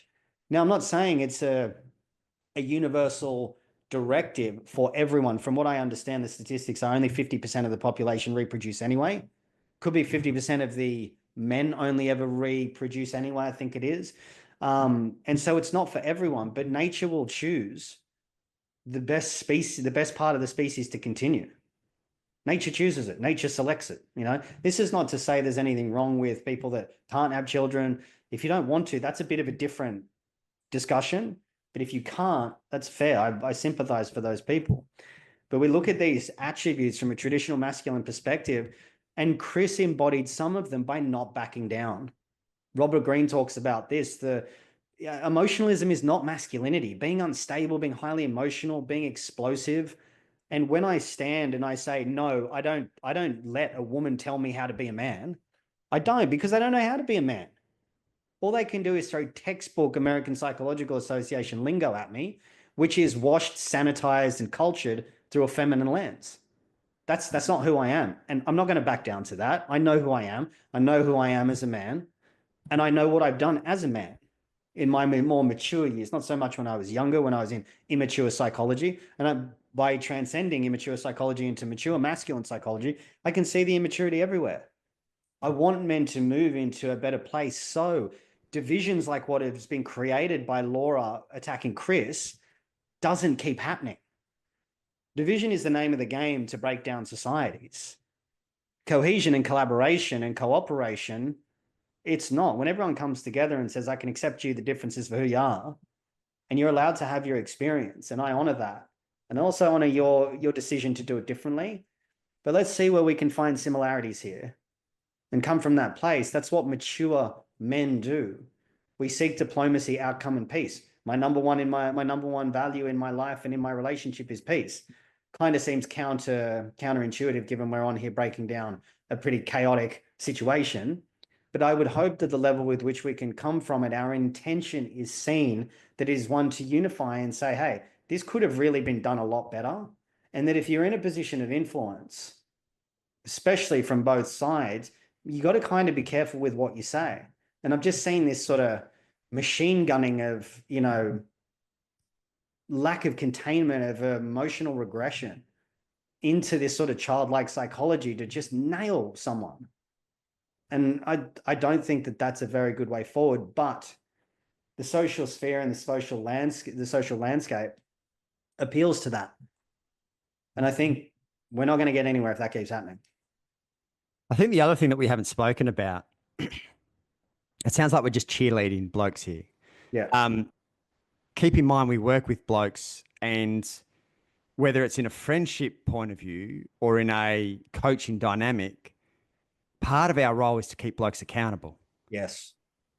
And we probably haven't spoke on that much, but that is primarily part of our role, is to hold blokes accountable to a higher standard.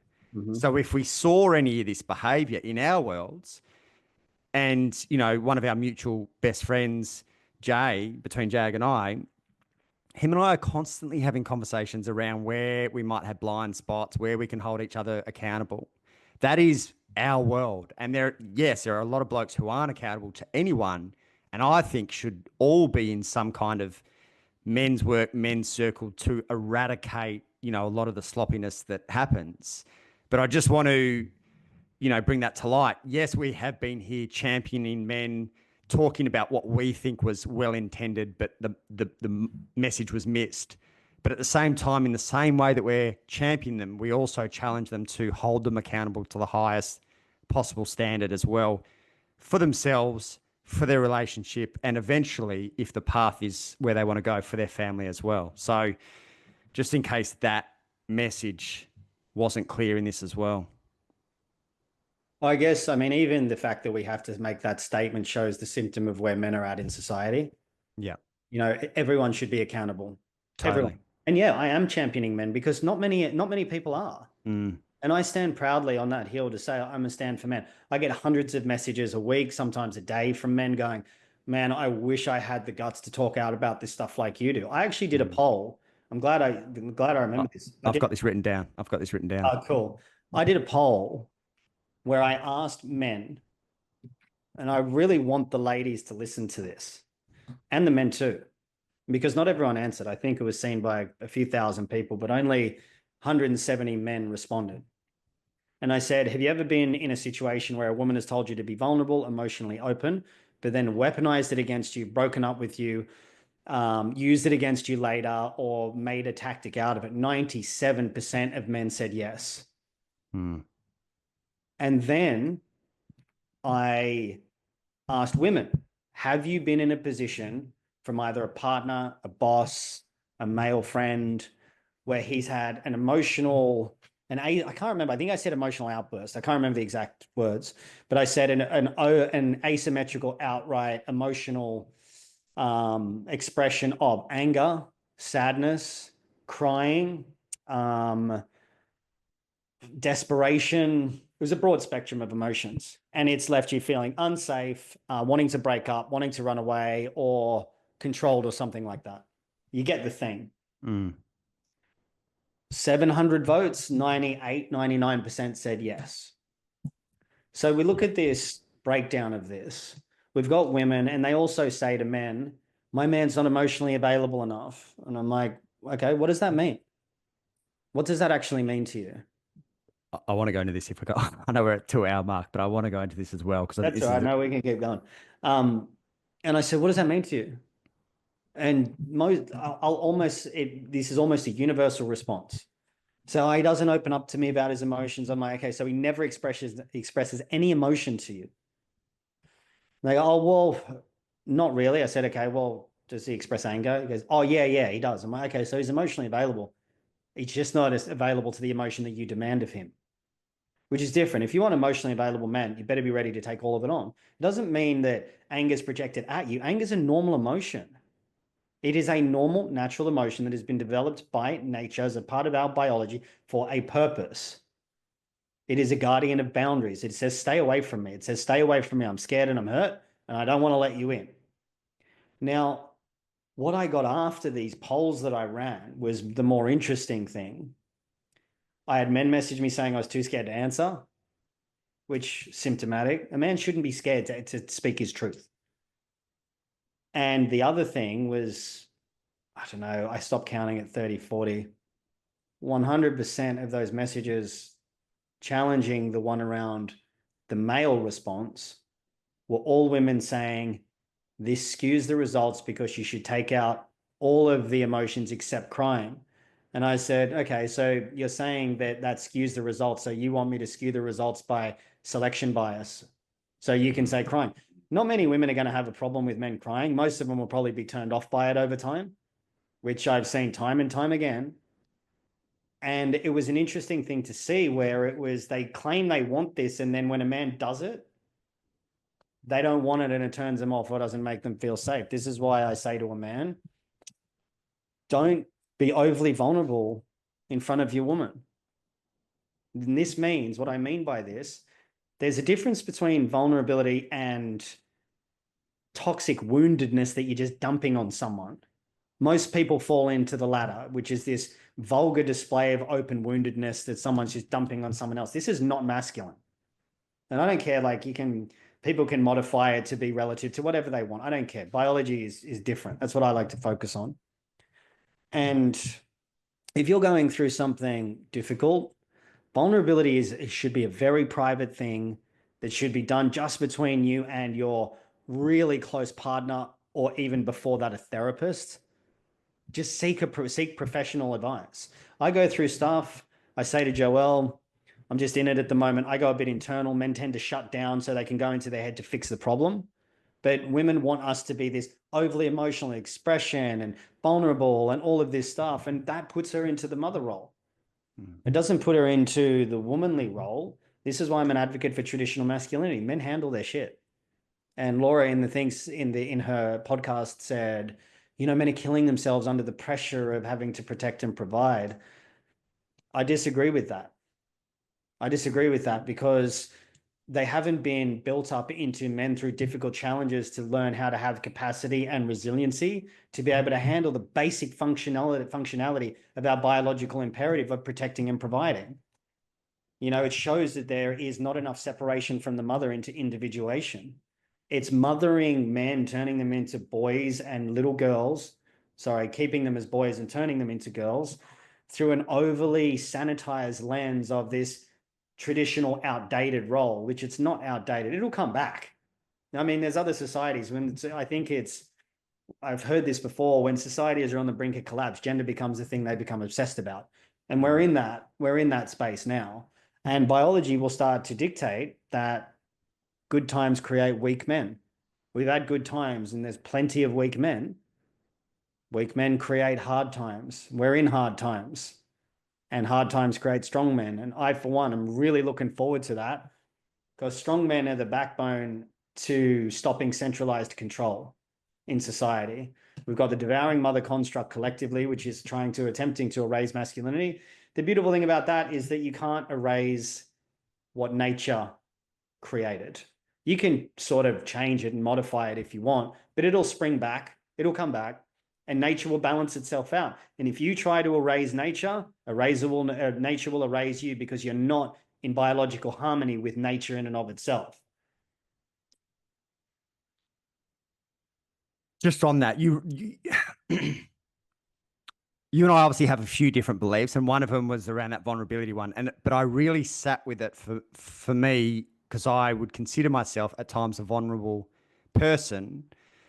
And I sat with it, and I sat with my conversation with Shani, and I came to almost like a middle ground of, yes, there are times where I just need to go and deal with it. And that's not from an avoidance place. That's from a male point of view. Let me go into my man cave, make sense of it.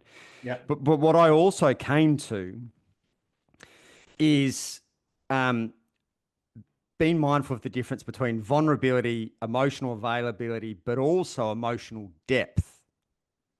And that's where I came to, because vulnerability to outpour all my stresses and all my struggles onto my partner and cry all the time, albeit there were a few tears over the weekend with some suicide stuff that's going on. But it's to your point, the dumping and that energy.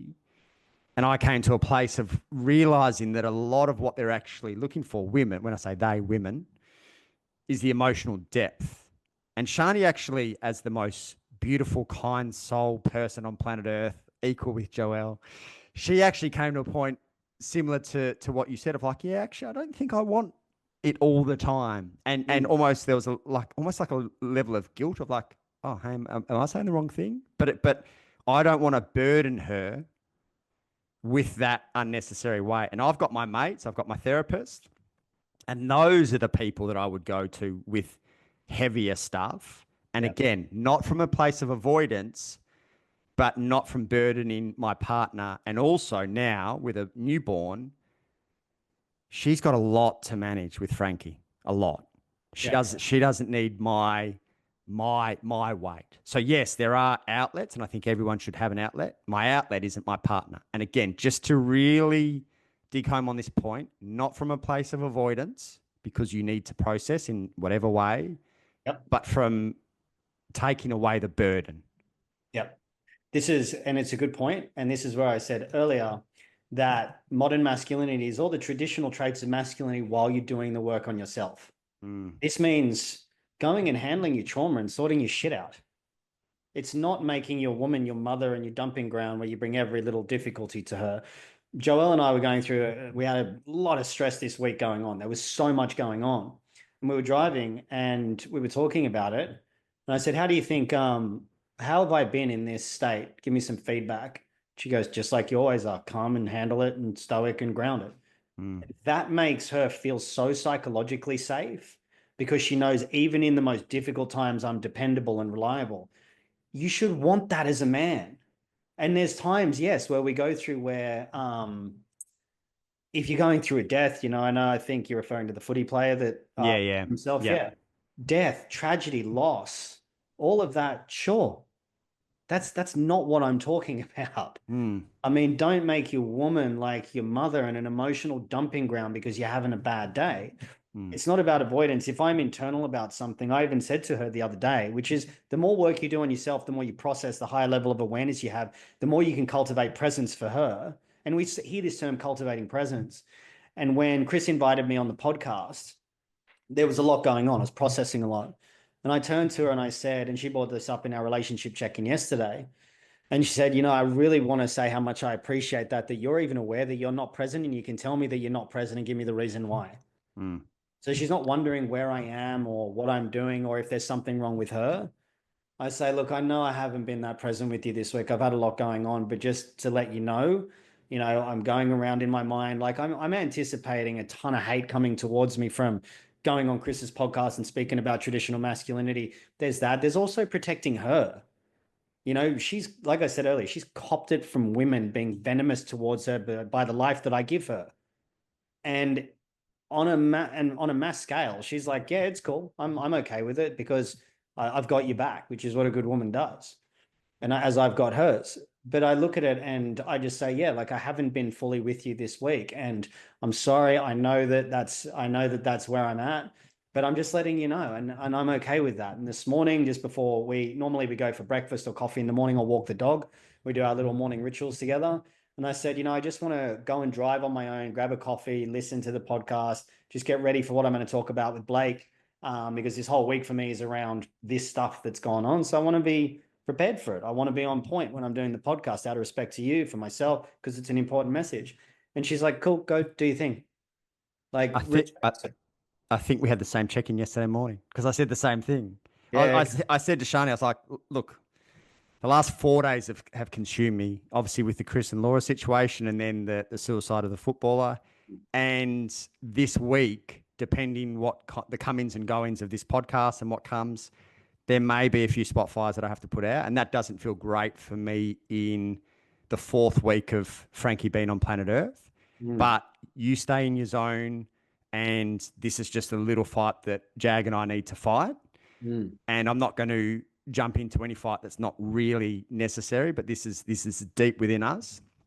And I was like, I haven't been as present as I want to. And ideally, in the 4th week of my child being on planet Earth, I would be as present as I could. It's just, this is the nature. But to voice that, she can then go with peace and ease, knowing, okay, yes, he's not present. He at least has the awareness around, he has the ownership of it, and he's voiced it so I can rest easy.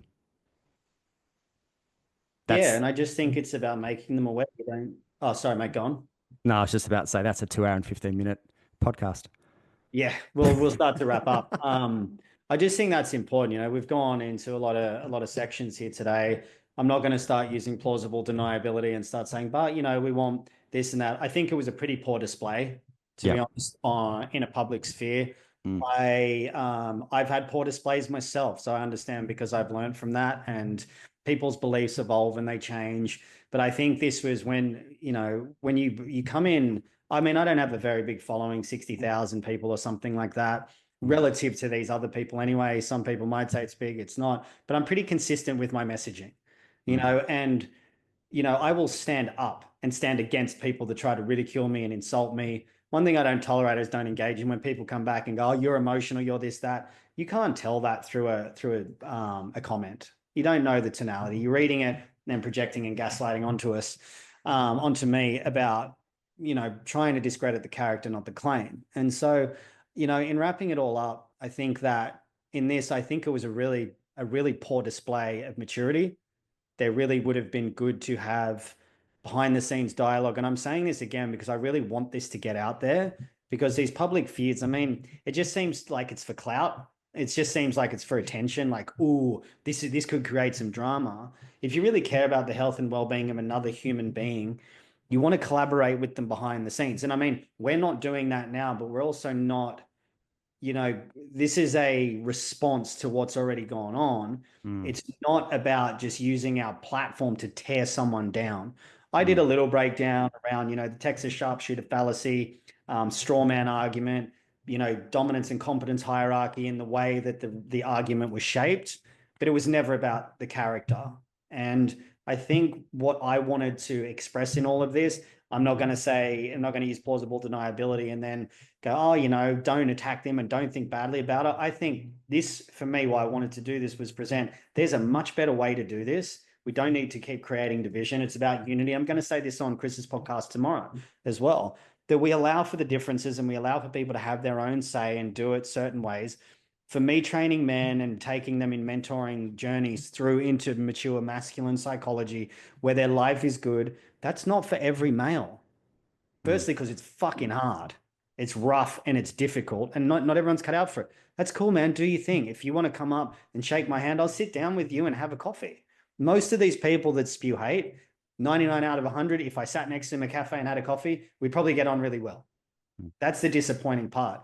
So I think that in all of this, we want to bring to light some of the fallacies that were used, some of the differences of opinion. She's allowed to have her opinion. I respect that. I respect her as a human being to have her right. I don't really respect how she went about it. And I don't think that it was a good example for someone in a position with such intelligence, such a platform, that she spread it in a way that should have been done behind the scenes and then come together and created a unified front. I'm not an emotional guy, I'm pretty solid and stoic and calm. But it disappoints me, man, that it wasn't done that way, because it could have really brought people together, two powerful young people with a big platform where she could have gone and done that. And that's just fucking disappointing. And the ship had already sailed by the time she then went and smashed Chris on the podcast about it. And then he did a response too, where he just refuted a lot of her claims, but it just kind of became tit for tat after that. And they had the opportunity. I hope that they sit down and do that, because it could have been a really good united front for everyone. And that's what I want for people. I want people to snap out of childlike psychology, stop throwing the toys out of the pram, stop being so offended by everything. It's like, come on, like we're not progressing as a society. If you say we're progressing towards collapse with the current state of affairs. We're fatter, sicker, unhealthier, more mentally unstable, more victimized, more fragile than ever. That's not a good indication of where we're coming from a progressive society. Yeah, I think my main struggle is I'm absolutely amazed at the lack of consideration for intent behind. I think that's one of the biggest things for me. I just cannot understand how people can't see beyond the words, and a 23, 24-year-old and his intention to be a protector provider, of which all the fucking good blokes on planet Earth that we know have that deep intention. So that's the bit that I've found really disheartening. And as you said before, just to kind of like, mate, nothing on planet Earth makes me happier and even more emotional at times than being the protector and provider for my family. So if that's the fucking worst thing that's happening on planet Earth, you can go fuck yourself, because I haven't got time for that. Yeah, look, if me wanting to protect and provide is misogyny and toxic masculinity, then I'll fly that flag. That's fine. I'm happy with that. I don't care if people call me that, because that is so biologically satisfying. The other thing I just want to wrap up on this is, well done and kudos to all the people that could see deeper into the meaning, that were willing to give Chris the benefit of the doubt and say, yeah, the words weren't great, but the meaning, you can see the meaning was inherently good. His intention was good, that didn't fly off the handle. And to the people that did fly off the handle and attacked me and attacked other people, grow up, do the inner work and ask yourself, why is this so triggering for me? And then do the work to become more resilient so this doesn't happen to you. I don't want people like that walking around in such a fragile, reactive state. It's high levels of neuroticism, not neuroticism, difficulty dealing with life. You want to be robust and resilient because, mate, life will come for you. We both know this. Life will come for you and rip the rug out from underneath you. And whatever's going on internally, there's a psychological rule that will manifest externally to make you deal with it. Life will come for you and it will draw it out of you like poison from a wound. Make no mistake about that. So it's better to become resilient, understanding, and say, what is this doing to me? And seek internal inquiry as to why that has that effect, rather than blame someone else for your state. 2 hours and 15 minutes. Not bad. Solid. I could have kept going, I but know. Guys, let's all do better as humans and move this society in a positive, healthy, healed direction going forward, please. Peace. please, we're up. Please.